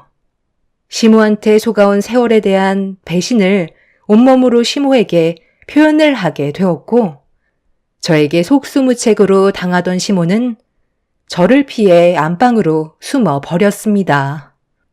거실에는 남편과 바람난 여자와 단둘이 마주하고 있었고 모든 걸 솔직하게 말하는 게 좋을 거라며 제가 분노한 얼굴로 그녀를 바라보자 고개를 떨군 채 대화를 이어나갈 수 있었네요. 저는 잘못이 없어요. 그 사람이 저한테 준 사랑을 받은 것밖에 없다고요. 지금까지 조용하게 지내고 있었잖아요. 그럼 된 거 아니에요? 제가 봤을 때 대충 알고 온 것 같은데 솔직하게 얘기할게요. 그쪽이 임신을 해서 먼저 결혼을 한 것뿐이지 저도 비슷한 시기에 그 사람과 서로 만나고 있었어요. 그런데 저도 뒤늦게서야 임신을 했다는 걸 알게 되었고 그 사람도 결혼 초라서 많이 당황했는지 난감했었지만 저에게 약속 하나 하겠다며 저를 붙잡았었어요. 그쪽과 결혼 생활을 하는 동안 아이들이 성인이 되면 그때 이혼을 하고 남은 인생은 저와 함께 살기로 결정을 하겠다는 거였죠. 먼저 함께 사는 것보다 남은 인생 함께 사는 게 훨씬 좋을 것 같아 침착하게 참고 지금까지 기다려오고 있었지만 세월이 흐르는 만큼 그 사람은 저에 대한 애정이 식어가고 있는지 사랑을 받고 있다는 확신이 점점 떨어졌어요. 그래서 제가 선택한 방법은 지금의 아이를 가지는 거였고 그 사람은 저와 함께 했던 약속을 지키기 위해 좀 더 일찍 정리를 하겠다는 말을 듣게 되었죠. 그쪽은 지금까지 행복한 결혼 생활 유지해 오면서 살아왔잖아요. 그럼 된 거 아니에요? 저도 그 사람을 사랑하고 법적으로 떳떳하게 결혼 생활을 하고 싶은데 그쪽이 먼저 임신을 해서 어쩔 수 없이 결혼을 했었지만 저도 시기는 비슷했었다고요. 먼저 양보했으니 이제 그 사람은 저에게 돌려주세요. 침묵하고 기다려온 세월, 이제는 보상받고 싶어요. 배신당했다고 생각할 수는 있어요. 하지만 제가 받은 상처와 시간을 비교할 수 있을까요? 이제 와서 무엇이 옳고 그른지 그건 더 이상 중요하지 않을 것 같네요. 이혼, 그거 어려운 거 아니잖아요? 위자료는 부족하지 않게 챙겨 드릴게요. 당신이 왜 여기로 온 거야? 어머니한테 전화 받자마자 회사에서 급하게 달려왔어. 흥분하지 말고 내 말 좀 들어봐. 다 해명할 수 있어. 이렇게 할 수밖에 없는 이유가 있었다고. 나는 이런 삶이 좋아서 살고 있었겠어? 당신이 임신을 했을 때 나는 내 사람을 책임지고 싶은 마음에 결혼을 했던 것 뿐이야. 그런데 이 사람도 비슷한 시기에 임신을 해서 난처한 상황이 되어버렸는데 내가 저지른 실수 때문에 상처를 줄 수는 없잖아. 어차피 결혼은 형식적인 거고 서로에 대한 신뢰만 있다면 모든 것들이 가능하다고 생각했어. 그래서 지금까지 이중 생활을 해온 것 뿐이야. 회사에서 경비하시는 분이 아까 그러더라. 당신 우리 회사에 다녀갔었다면서? 회사 지침상 말을 안 할 수가 없었다고 나한테 전부 다 말해줬었는데 그때 내가 얼마나 놀랐는지 알아? 그동안 모든 것들을 숨기고 있었던 건 정말 미안해. 하지만 내가 당신을 사랑하는 마음은 지금도 전혀 변하지 않았어. 우리 이대로 그냥 살면 되는 거야. 당신만 이해해주면 돼. 내가 그동안 대리라고 속여왔던 건 이 사람한테도 생활비는 줘야 할 거 아니야. 우리는 법적으로 정식 부부이지만 이 사람은 지금까지 살면서 나랑 한순간도 편하게 지낸 적이 없었어. 그래서 금전적으로 조금이나마 더 챙겨주려 했던 거고 이중으로 돈이 나가야 되다 보니까 당신한테 직급이 올라가지 않는다고 거짓말을 할 수밖에 없었던 거야. 나 이해해줄 수 있지? 지금 당신이 보고 있는 광경은 아무것도 아니야. 그냥 모른 척하고 지나가면 아무 일도 없는 거라고. 두 눈으로 보는 걸 보고 들었는데 나보고 지금 아무 일도 없이 지내라고? 15년 넘게 당신한테 속아오면서 살아왔었는데 평생을 눈 감고 살라는 거야? 나는 그렇게는 못하겠어. 아까 저 여자 집에 찾아갔었어. 그리고 거기에서 당신이 어머님이랑 나누는 대화 들었었고 나보다 저 여자를 선택하겠다며. 어떻게 이런 심각한 일들을 아무렇지도 않게 숨기고 살아왔던 거야? 세월이 흐르는 만큼 내가 받는 상처는 점점 더 커질 거라곤 생각하지 못했던 거야? 남편은 저에게 처음으로 무릎을 꿇었어요.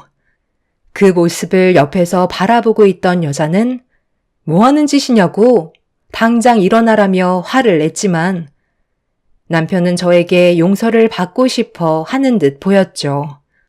하지만 남편과는 더 이상 함께하고 싶지 않았습니다.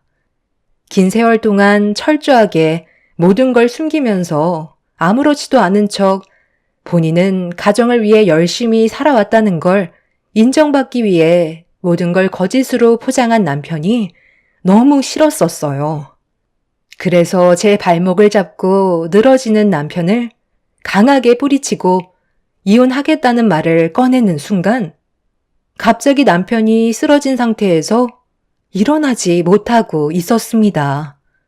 미동조차 하지 않고 있길래 당황스러워 남편을 쳐다만 보고 있었는데 여자가 시모에게 도와달라고 도움을 요청하자 시부모님께서 방 안에서 급하게 나오시더니 쓰러진 남편 보고 정신 차리라며 흔들어대기 시작했어요. 하지만 남편은 일어나지 못했고 시부는 서둘러 구조대에게 도움을 요청했습니다. 그렇게 응급실로 실려가게 된 남편은 정밀검사가 시작되었고 의사는 충격적인 진단 결과를 꺼내놓고 말았습니다. 대장암 4기 판정이 내려졌었고 암세포가 뇌에까지 전이가 되어버린 상태라 정상적인 생활로 돌아가기에는 어려울 것 같다는 충격적인 말을 듣고 말았었죠. 어느 날부터인가 계속해서 몸이 말라가는 걸 지켜보고 있었고 남편한테 제대로 된 검사를 받아보자고 얘기했었지만 제 말을 무시했던 남편은 결국 돌이킬 수 없는 결과를 가져오고 말았던 거죠. 남편한테는 생존 가능성이 희박할 것 같다는 말에 그 여자는 울며 불며 난리를 치기 시작했어요. 지금까지 참고 기다려왔었는데 자기와는 제대로 된 삶을 살아본 적도 없이 떠날 거냐면서 오열을 하고 있었습니다. 그 모습을 보고 있던 저는 정말 어이가 없더라고요. 서로 애틋한 사랑이라도 한 것 마냥 손을 마주잡고 눈을 마주친 상태로 눈물을 흘리는 모습이 무슨 멜로 영화 찍는 줄 알았습니다. 불륜을 저질러 놓고도 그걸 사랑이라고 받아들이고 싶어하는 그 사람들을 더 이상 볼 필요가 없을 것 같아 저는 병원에서 빠져나오고 말았습니다. 그날 이후 남편의 건강이 뭐가 어떻게 되든 신경 쓰지 않고 이혼만 밀어붙였어요. 집 또한 제 명의로 돌려 그 사람한테 받을 수 있는 것들은 전부 다 받아내었습니다. 그래도 아이들을 생각해서 순순히 응해 주더군요. 그 여자한테도 상간녀 소송으로 제가 받은 정신적인 피해보상 위자료를 받아내었죠. 그렇게 남편과 저는 이혼을 하게 되었고 그 여자는 지금 현재 살 날이 얼마 남지 않은 그 사람 옆에 붙어 있습니다. 저는 법적으로 할 수 있는 것들을 처리했는데도 제가 왜 패배한 것 같은 느낌이 드는 걸까요? 병원에 그 여자가 죽치고 있어서 아직까지 아이들한테는 남편이 대장암 판정을 받아 병원에 입원해 있다는 말을 꺼내지 못하고 있는 상황입니다. 기숙사에서 자신의 꿈을 위해 열심히 노력하는 아이들한테 충격과 상처를 주고 싶지 않아요. 병실에는 그 여자의 아이들도 같이 있기 때문에 제 아이들이 모든 사실을 알게 된다면 제가 감당하지 못할 것 같습니다. 부모님께서는 모든 사실을 알게 되시고 그 사람 병실에 찾아가서 한바탕 난리를 치셨지만 아이들한테만큼은 절대 알리지 말라며 지금은 상황이 좋지 않다고 말씀하셨어요. 남편은 자신이 저지른 잘못에 대한 벌을 받고 있는 걸까요? 그 사람은 아직까지 저와 그녀를 사이에 두고 사랑했다는 말로 자신의 잘못을 인정하지 않고 있습니다. 그동안 함께해온 날들이 너무 비참하기만 하네요. 지금 남편과 이혼을 한 지 10일이 지났습니다. 앞으로 어떻게 헤쳐나가야 할지 고민이 많네요. 여러분들의 의견이 절실히 필요한 시점인 것 같아요. 저보다 인생 경험이 많으신 분들께서 앞으로 어떻게 살아가면 좋을지 해답을 주셨으면 좋겠습니다. 지금도 온몸이 떨릴 정도로 그 사람한테 받은 배신 때문에 잠 한숨 못 자고 있어요. 제 사연을 들어주신 여러분들의 가정은 언제나 행복만 가득하셨으면 좋겠습니다. 긴 글 읽어주셔서 감사합니다. 안녕하세요. 저는 얼마 전에 시댁집안과 인연을 끊어낸 40대 접어든 여자입니다. 현재 11살 된 딸과 단둘이 생활을 하고 있지만 지금이 저와 딸에겐 훨씬 더 안정적인 삶을 살고 있는 것 같아요. 그 사람들은 아직까지도 저와 다시 시작할 수 있다고 생각을 하는 건지 제 딸을 핑계로 계속해서 만남을 시도하고 있는 중이라 상당히 어려움을 겪고 있는 상황입니다. 남편과 이혼까지 가게 된 건 엄마의 건강 상태가 안 좋아지면서 병원에 입원을 하게 되셨는데 그때 남편이 병문안을 오면서 바카스 한 박스를 들고 온 적이 있었어요. 그때 그 바카스를 문제 삼던 시모 행동이 여기까지 오게 만들었던 거죠. 시모는 항상 받는 건 당연시 생각하시면서 주는 건 상당히 아까워하셨어요. 이런 시모의 성격은 결혼을 하고 나서부터 알았던 터라 적응하기에 어려움이 많았습니다. 그래도 이런 집안에서 11년이나 버텼던 건 아무래도 제 딸의 심리적인 불안감을 주지 않기 위한 것도 있었지만 시모와 부딪히지만 않는다면 크게 문제는 없었습니다. 지속적으로 상처를 받아오긴 했었지만 항상 시간이 모든 걸 해결해 줬었어요. 그런데 최근에 벌어진 일들은 도저히 납득을 할 수 없을 뿐더러 이해하기 힘든 모습들이 더는 버텨내지 못하게 만들었어요. 문제가 시작되었던 건 남편과 함께 엄마가 입원한 병원에 도착했을 때 남편이 뭐라도 사가야 된다고 병원 안에 있는 매점에서 바카스 한 박스를 샀었어요. 저희 엄마는 그런 거 별로 좋아하지 않는다고 했었는데 남편은 빈손으로 가기 뭐해서 그냥 하나 사는 거라며 제 말을 무시했었습니다. 그런데 매점에서 나오자마자 저희 엄마 병문안을 오신 시모와 마주치게 되었고 남편의 손에 들고 있던 봉투 안의 바카스를 유심히 바라보고 계셨습니다. 그리고 저는 그런 시모의 모습에 또다시 불안감이 엄습해 오기 시작했죠. 아니나 다를까 시모는 바카스를 손으로 가리키며 말씀하셨어요. 아들, 너 지금 손에 들고 있는 건 뭐냐? 바카스를 산 거야? 아니면 집에 있던 거를 가지고 온 거야? 매점에서 나오는 걸 보니까 사서 나온 거 같은데? 아, 병문안 왔는데 빈손으로 들어가는 건 좀 그렇잖아요. 과일은 너무 비싼 것 같아서 그냥 바카스 한 박스만 사서 들어가려 했던 거예요. 그래야 마음이 좀 편하죠. 제가 안 사도 된다고 몇 번이나 얘기했었는데 이 사람이 그냥 들어가는 게 마음에 좀 걸렸었나 봐요. 제가 이것저것 사놨다고 했는데도 마음이 불편한가 봐요. 그래서 너는 내 아들이 바카스를 사는데도 뒤에서 가만히 보고만 있었던 거니? 차라리 안 들고 가는 게 낫지. 바카스 한 박스가 뭐야? 이렇게 쓸데없는 곳에 돈을 써야 되겠어? 이런 건 네가 뒤에서 제지를 해야 맞는 거 아니니? 이러니까 내가 잔소리를 안 할 수가 없는 거다. 매점에 사람도 많고 시간도 없는데 그걸 또 언제 환불하고 있어? 저녁에 나한테 바카스 값 계좌이체 해라. 내가 이 나이 먹고 이런 거 하나까지 전부 신경 쓰는 게 얼마나 머리 아픈 줄 알아?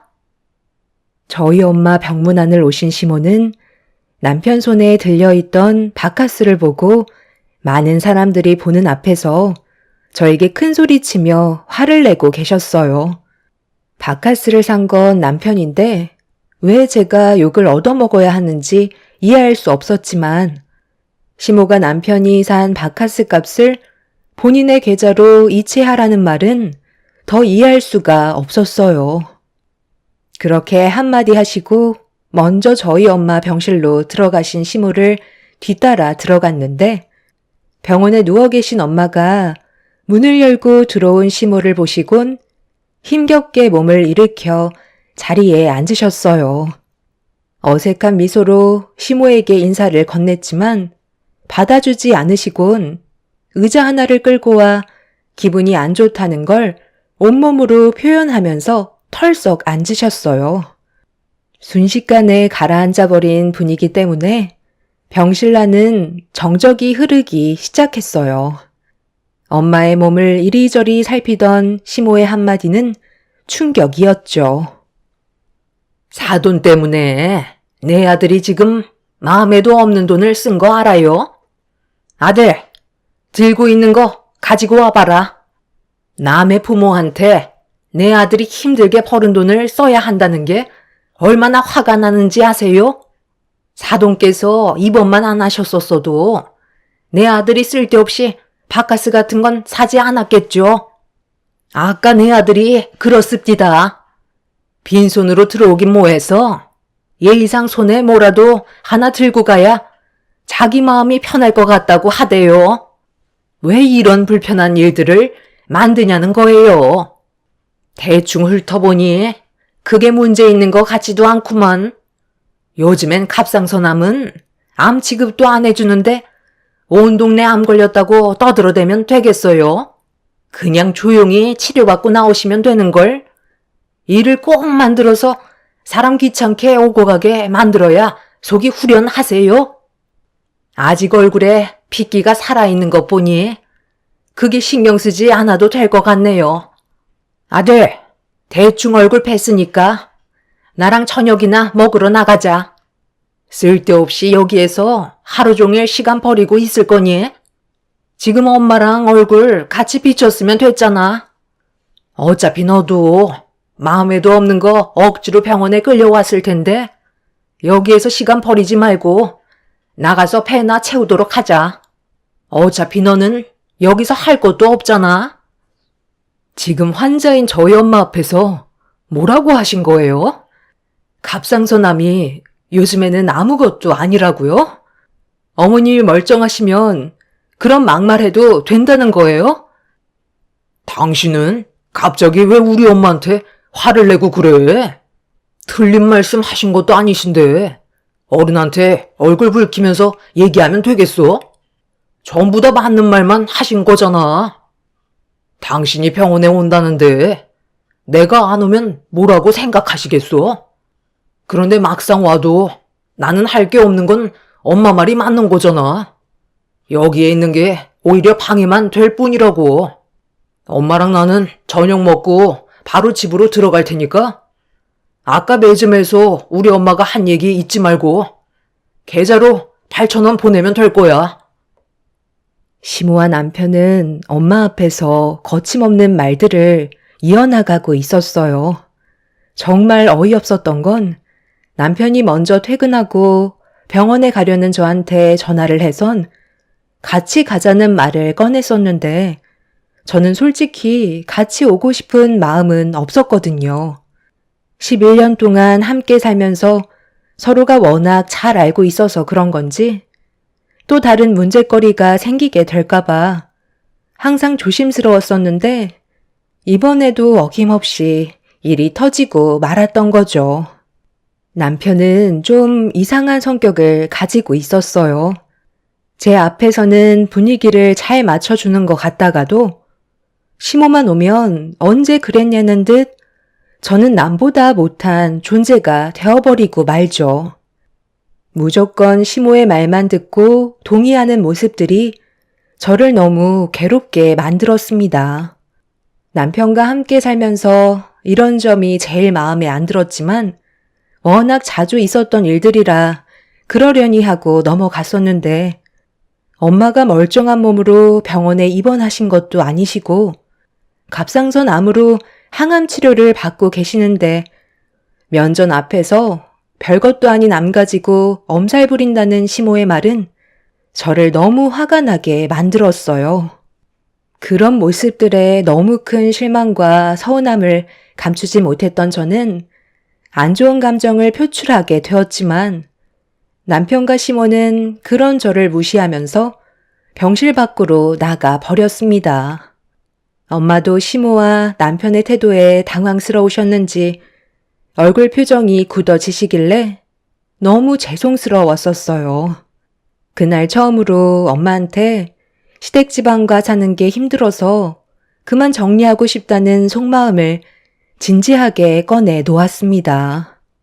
제가 괴로워하는 모습을 묵묵히 바라보시던 엄마도 걱정이 많으셨는지 힘들면 서로 갈라서는 것도 방법이라며 날이 가면 갈수록 안 좋아지는 관계를 옆에서 지켜보는 것도 힘들다고 좋은 관계로 만들어갈 수 없을 것 같으면 하루라도 빨리 정리하는 게 좋을 것 같다는 의견을 주셨어요. 그날 엄마와 한참 동안 진지한 대화를 나눈 끝에 이혼을 결정하게 되었죠. 그렇게 집으로 돌아온 저는 남편을 기다렸고 시모와 즐거운 저녁 식사를 했는지 남편의 얼굴은 상당히 밝아져 있는 모습을 보여주고 있었죠. 어머님이랑 단둘이 저녁 먹어서 기분이 상당히 좋았나 봐. 당신이랑 진지하게 할 말이 있으니까 여기 좀 앉아봐. 그동안 정말 많이 고민했었는데 오늘 일로 확실하게 알 수 있겠더라고. 당신이랑은 앞으로 함께 사는 건 어려울 것 같아. 내 인생을 당신한테 더 이상 맡기지 못할 것 같아. 어떻게 엄마 앞에서 그런 말을 아무렇지도 않게 꺼낼 수 있어? 아무리 개념이 없다 해도 단순한 병도 아니고 암 때문에 항암 치료 받고 계시는데 상처되는 말들을 아무렇지도 않게 꺼내는 게 맞는다고 생각해? 어머님이 그런 성격을 가지고 있으니까 당신이 뭘 보고 배웠는지 안 봐도 알 수 있지. 우리 이쯤에서 그만하자. 지금 뭐 하자는 거야? 아까 그 일 때문에 이혼이라도 하자는 거야? 이혼은 혼자 해? 그리고 우리 둘이 갈라서면 유리는 어떻게 할 건데? 11살이면 다 아는 나이라고. 당신이랑 이혼하면 정신적으로 얼마나 큰 충격을 받겠어? 솔직히 아까 병원에서 했던 말들 틀린 건 아니잖아. 내가 받는 스트레스도 생각을 해줘야지. 그러니까 마음씨를 곱게 쓰셔야지. 80억이나 되는 상가 혼자 관리하시겠다고 그 난리를 치시니까 결국 몸에 문제가 온 거 아니야? 누가 봐도 미련한 행동이라고. 나 같으면 그 상가 처분하고 남은 인생 편히 놀고 먹으면서 살겠다.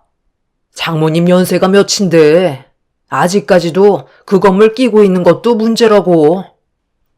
엄마가 소유하고 계신 건물을 왜 당신이 이래라 저래라 하는 건데? 엄마가 왜 그렇게까지 애착을 가지고 계신 건지 당신도 모르는 거 아니잖아. 우리 부모님이 그 건물을 소유하기까지 얼마나 고생을 많이 하셨는데, 그리고 나는 그런 거 전혀 신경도 쓰지 않는데 왜 당신이 그런 걸 신경 쓰는 거야? 재작년에 장인어른 세상 떠나셨으면 이제 그만할 때도 됐잖아. 언제까지 이런 식으로 살아갈 거야? 한푼이 아쉬운 지금 시점에 장모님께서 건물 처분하시면 우리 가족 남은 인생 떵떵거리며 잘 살 수 있다고. 그쯤 됐으면 이제 그만 당신한테 넘기고 요양원에서 푹 쉬시면 되는 거 아니야? 내 말이 틀린 건 아니잖아. 우리? 언제부터 우리였어? 당신이랑 어머님이 하는 행동을 봐봐. 남보다 못한 사이라고. 나는 당신이랑 이혼하고 내 인생 사는 게 훨씬 행복할 것 같아. 남편은 저와 이혼하는 걸 받아들일 수 없다며 얼굴을 붉히며 흥분하기 시작했어요. 저는 남편의 속내를 전부 다 알 수 있었죠.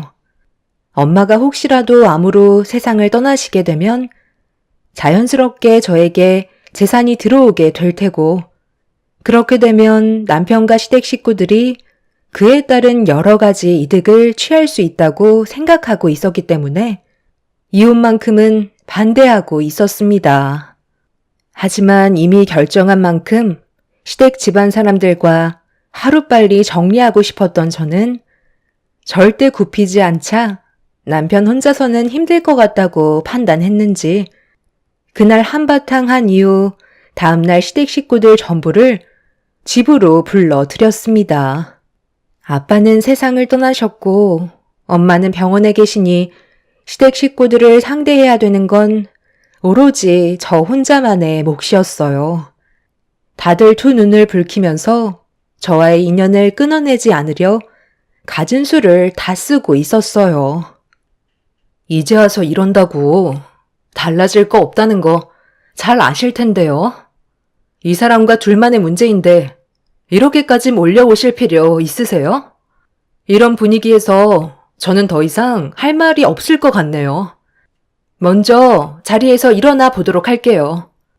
뭐든지 어머님 뜻대로 되지 않는다고 사람 마음에 상처 주는 행동은 잘못된 거예요.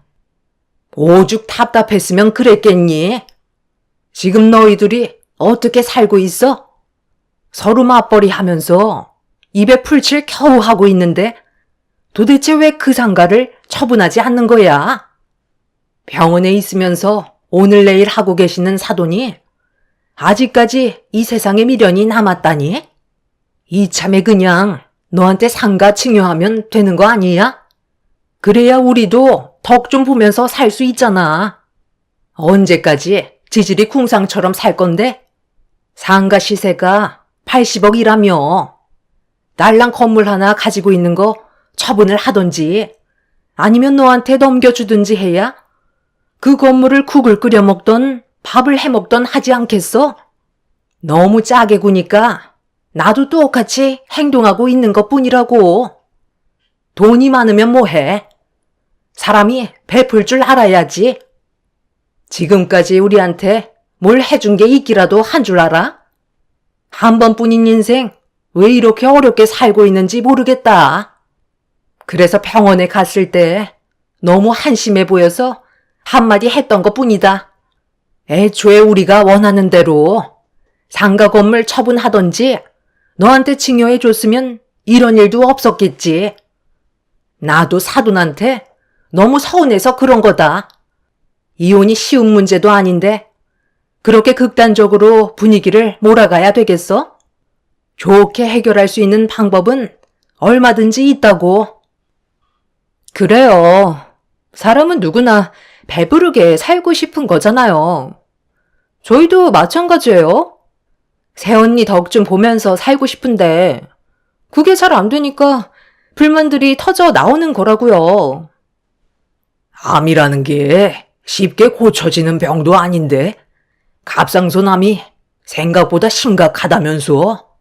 다른 곳으로 전이가 되면 상황은 더욱더 어려워진다고 하던데 손가락 하나 까딱하기 힘들어지기 전에 최대한 서둘러서 며느리한테 넘겨주면 좀 좋아? 우리가 함께 살아온 세월이 벌써 11년이나 지났다. 그만큼 고운정, 미운정 다 쌓인 상태인데 한순간에 등을 돌린다는 게 말이 된다고 생각하니?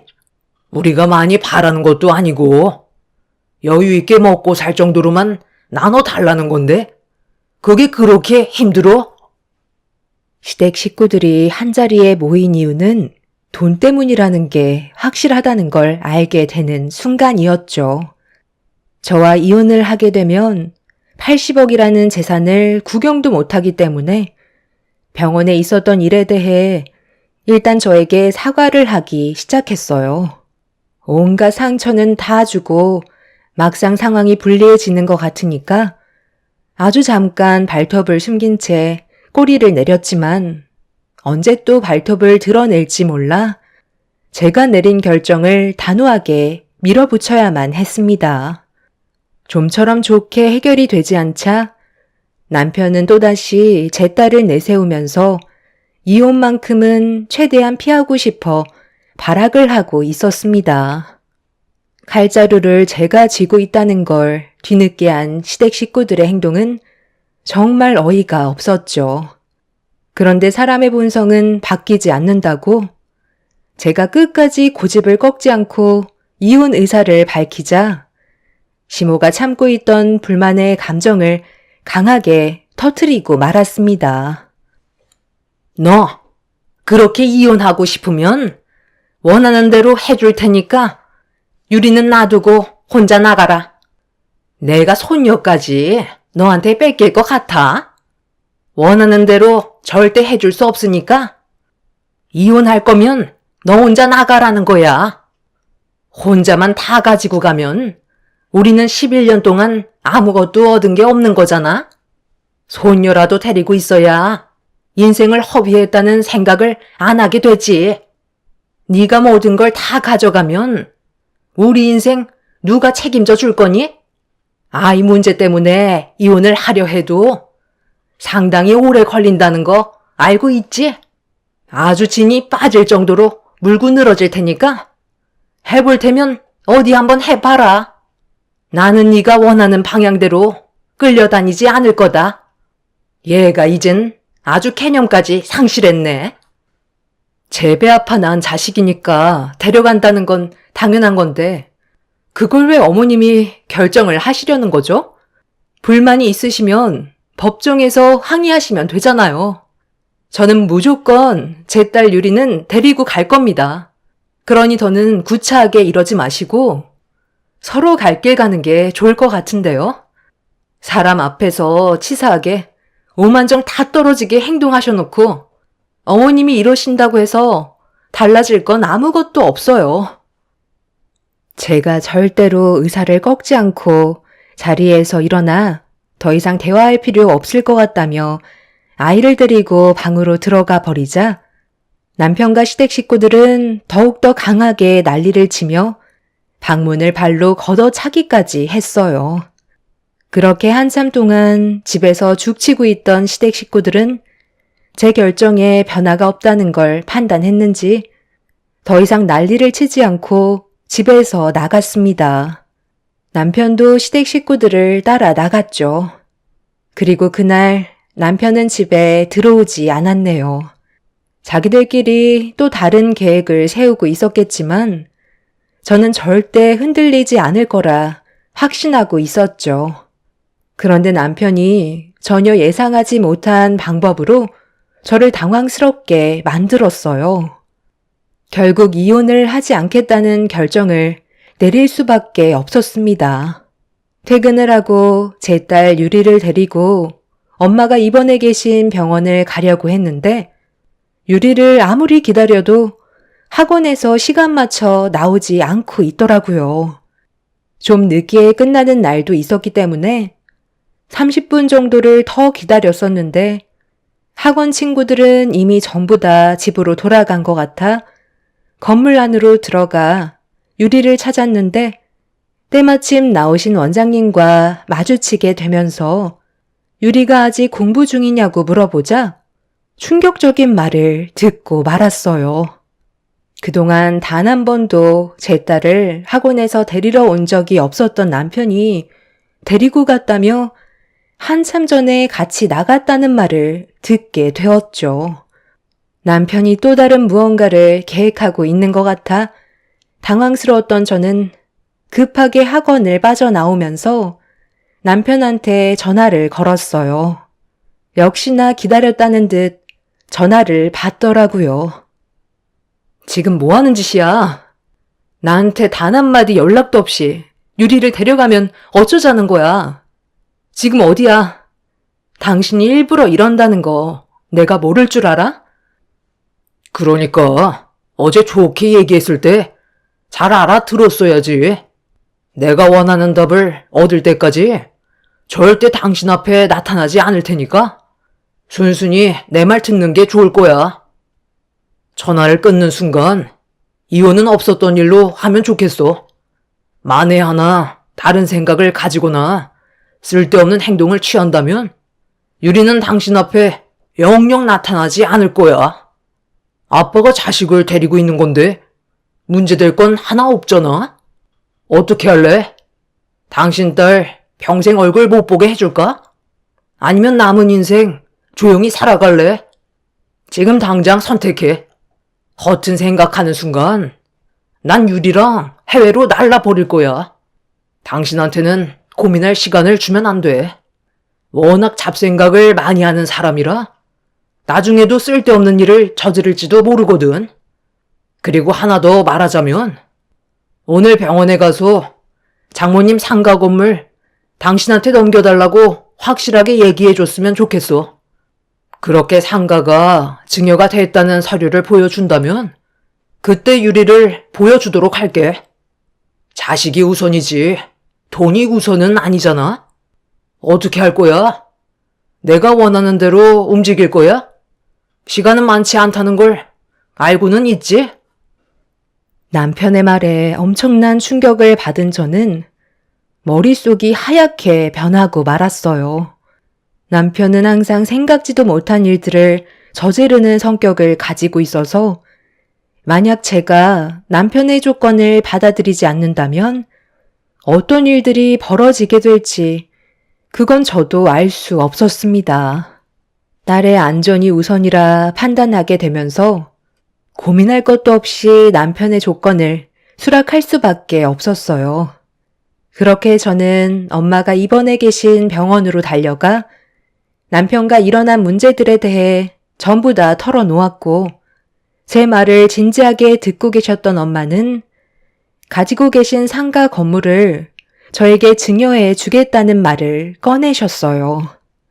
엄마는 더 이상 건물을 관리할 수 있을 정도로 건강 상태가 좋지 않아 원래 조만간 저에게 증여하려고 계획을 가지고 계셨고 남편과의 상황들이 심각하게 흘러간다는 걸 알곤 더는 고민조차 하지 않으셨어요. 어차피 제 명의로 되는 거기 때문에 크게 문제될 것 같아 보이진 않았죠. 시댁 집안 식구들은 나중에 자기들에게 무언가라도 떨어질까봐 상가 건물의 소유권을 저에게 돌리는 것까지 생각을 한 것 같은데 제 딸만 돌아온다면 그때는 바로 법적으로 소송 준비를 하려고 계획을 하고 있었습니다. 결국 저는 엄마한테 상가 건물을 증여받게 되었고 남편도 자기가 원하는 대로 이루어졌다고 생각했는지 딸과 함께 아무렇지도 않게 집으로 들어왔어요. 저를 너무 힘들게 만들었던 남편에 대한 분노가 얼굴을 향해 날아가면서 뺨에 손을 올려 붙였습니다. 딸은 별일 없었다면서 흥분한 저를 말리고 있었지만 남편의 생각 없는 행동들이 결국 제 눈에서 눈물을 흘리게 만들었어요. 서로 사랑해서 만난 사이였는데 11년의 세월 동안 저는 단 한 번도 사랑을 받아본 적도 없었고 남편은 저에게 많은 실망만 안겨주고 있었죠. 크게 바라는 거 없이 서로 웃으면서 행복한 가정을 꾸리는 걸 원했었는데 남편은 그런 사소한 것조차 저를 충족시켜주지 못했었어요.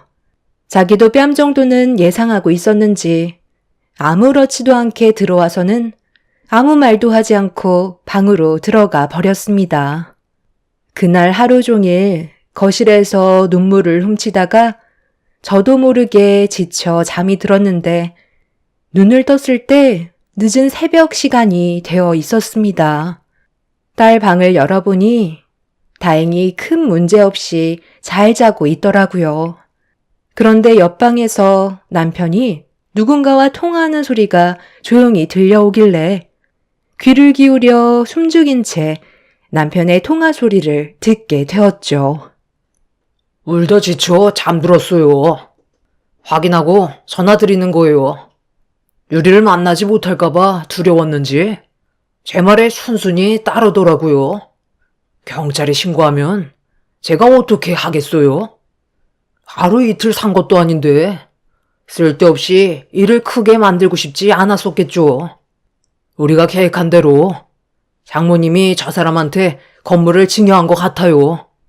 저희는 일단 기회를 엿보고 있어야죠. 너무 급하게 일 처리를 진행하면 저희가 의심받게 된다고요. 갑상선암이 생각보다 심각하다던데 얼마나 오래 살겠어요? 몸도 많이 약해지셨다고 하니까 살 날 얼마 남지 않았겠죠. 최대한 빨리 뜨는 게 우리한테 유리하겠지만 저희도 일단 준비는 해야 되겠죠. 저 사람 분명 유리를 데리고 도망칠 게 뻔해요. 저와 이혼할 마음은 변함없을 것 같아요. 그런데 증여받고 바로 사고가 나면 경찰에서 저를 의심할 거잖아요. 그러니까 유리와 함께 사고가 나야 덜 의심받을 거 아니에요. 지 자식을 위험에 내몰 거라고 누가 생각하겠어요? 그러니까 최대한 조심스럽게 접근하는 게 좋겠죠. 지금 80억이 눈앞에까지 다가왔는데 여기서 그만 멈추면 계획한 모든 것들이 소용이 없게 되잖아요. 결혼은 다시 하면 되고 아이도 다시 낳으면 되는 거예요. 80억이면 우리 가족만 먹고 사는 게 아니라 3대까지 먹고 살 수 있을 만큼의 돈이라고요. 어차피 우리 집안대를 이어줄 사람도 필요하지 않겠어요? 아휴, 걱정하지 마세요. 사고는 언제 어디서나 일어날 수 있는 문제라고요.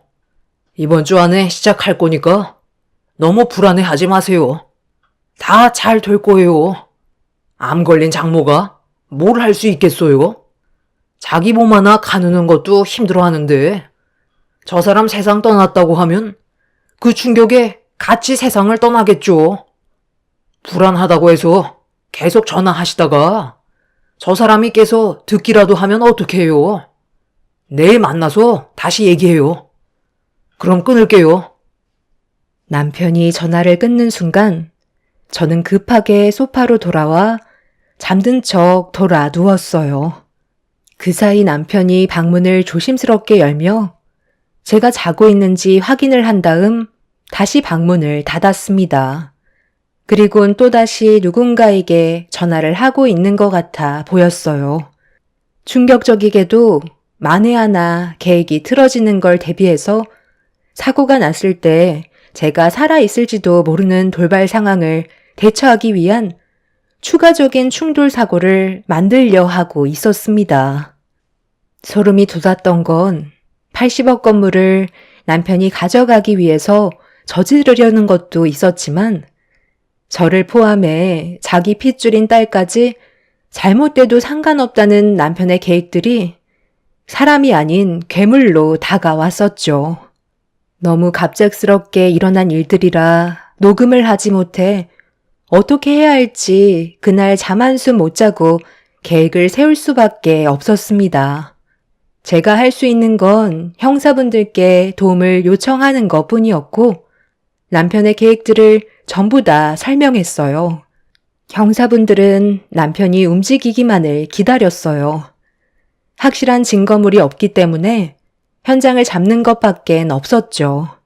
그렇게 때를 기다리고 있던 어느 날 예상대로 남편의 움직임이 수상했고 언제인지 기억도 나지 않는 식사 자리를 남편이 만들었어요. 앞으로 저와 잘 지내고 싶다는 남편의 말을 묵묵히 듣고 있었고 좋은 곳에 예약을 해 두었다면서 저와 딸을 차 뒷좌석에 태웠습니다. 남편의 계획이 시작된 것 같다고 담당 형사에게 도움을 요청하자 저와 딸이 타고 있는 차를 뒤따라오고 있었습니다.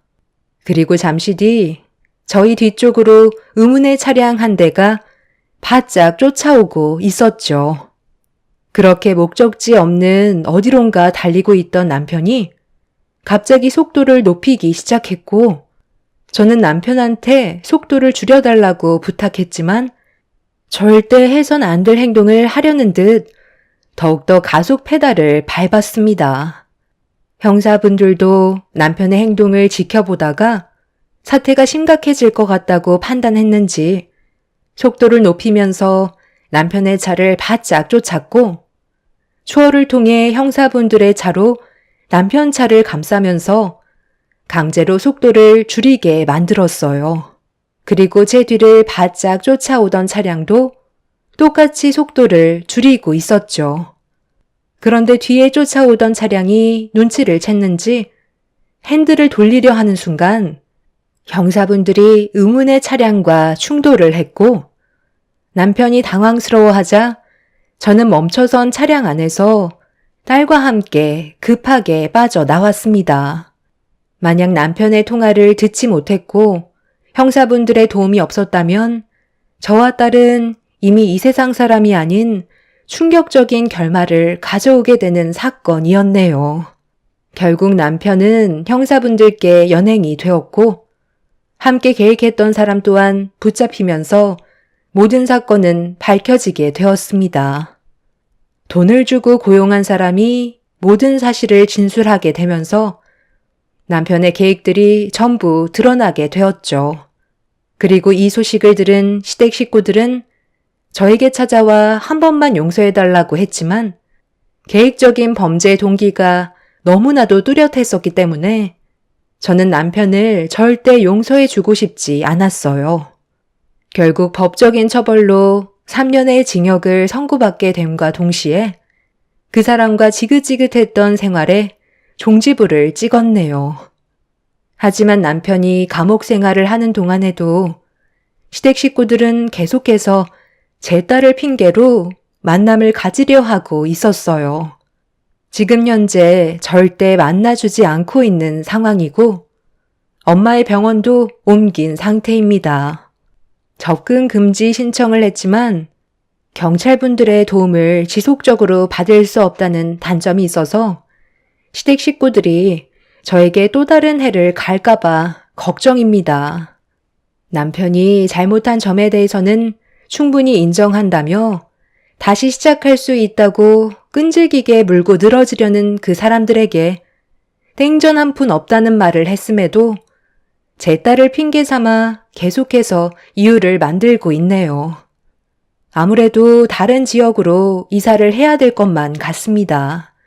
최근엔 엄마의 건강 상태도 많이 좋아져서 공기 좋은 곳으로 이사를 해야 되나 싶지만 의료 환경이 좋은 곳을 찾기에는 지방보다는 수도권이 훨씬 좋은 것 같아 괜찮은 곳을 찾고 있는 중입니다. 그 집안 사람들에게서 하루빨리 벗어나고 싶네요. 3년이 지난 뒤 또 다른 무언가를 남편이 계획할까봐 서둘러 움직여야 할 것 같아요. 남편은 평생 자기 잘못은 깨우치지 못할 인간 같습니다. 앞으로 제가 잘 살아갈 수 있게 여러분들의 격려적인 조언 부탁드릴게요.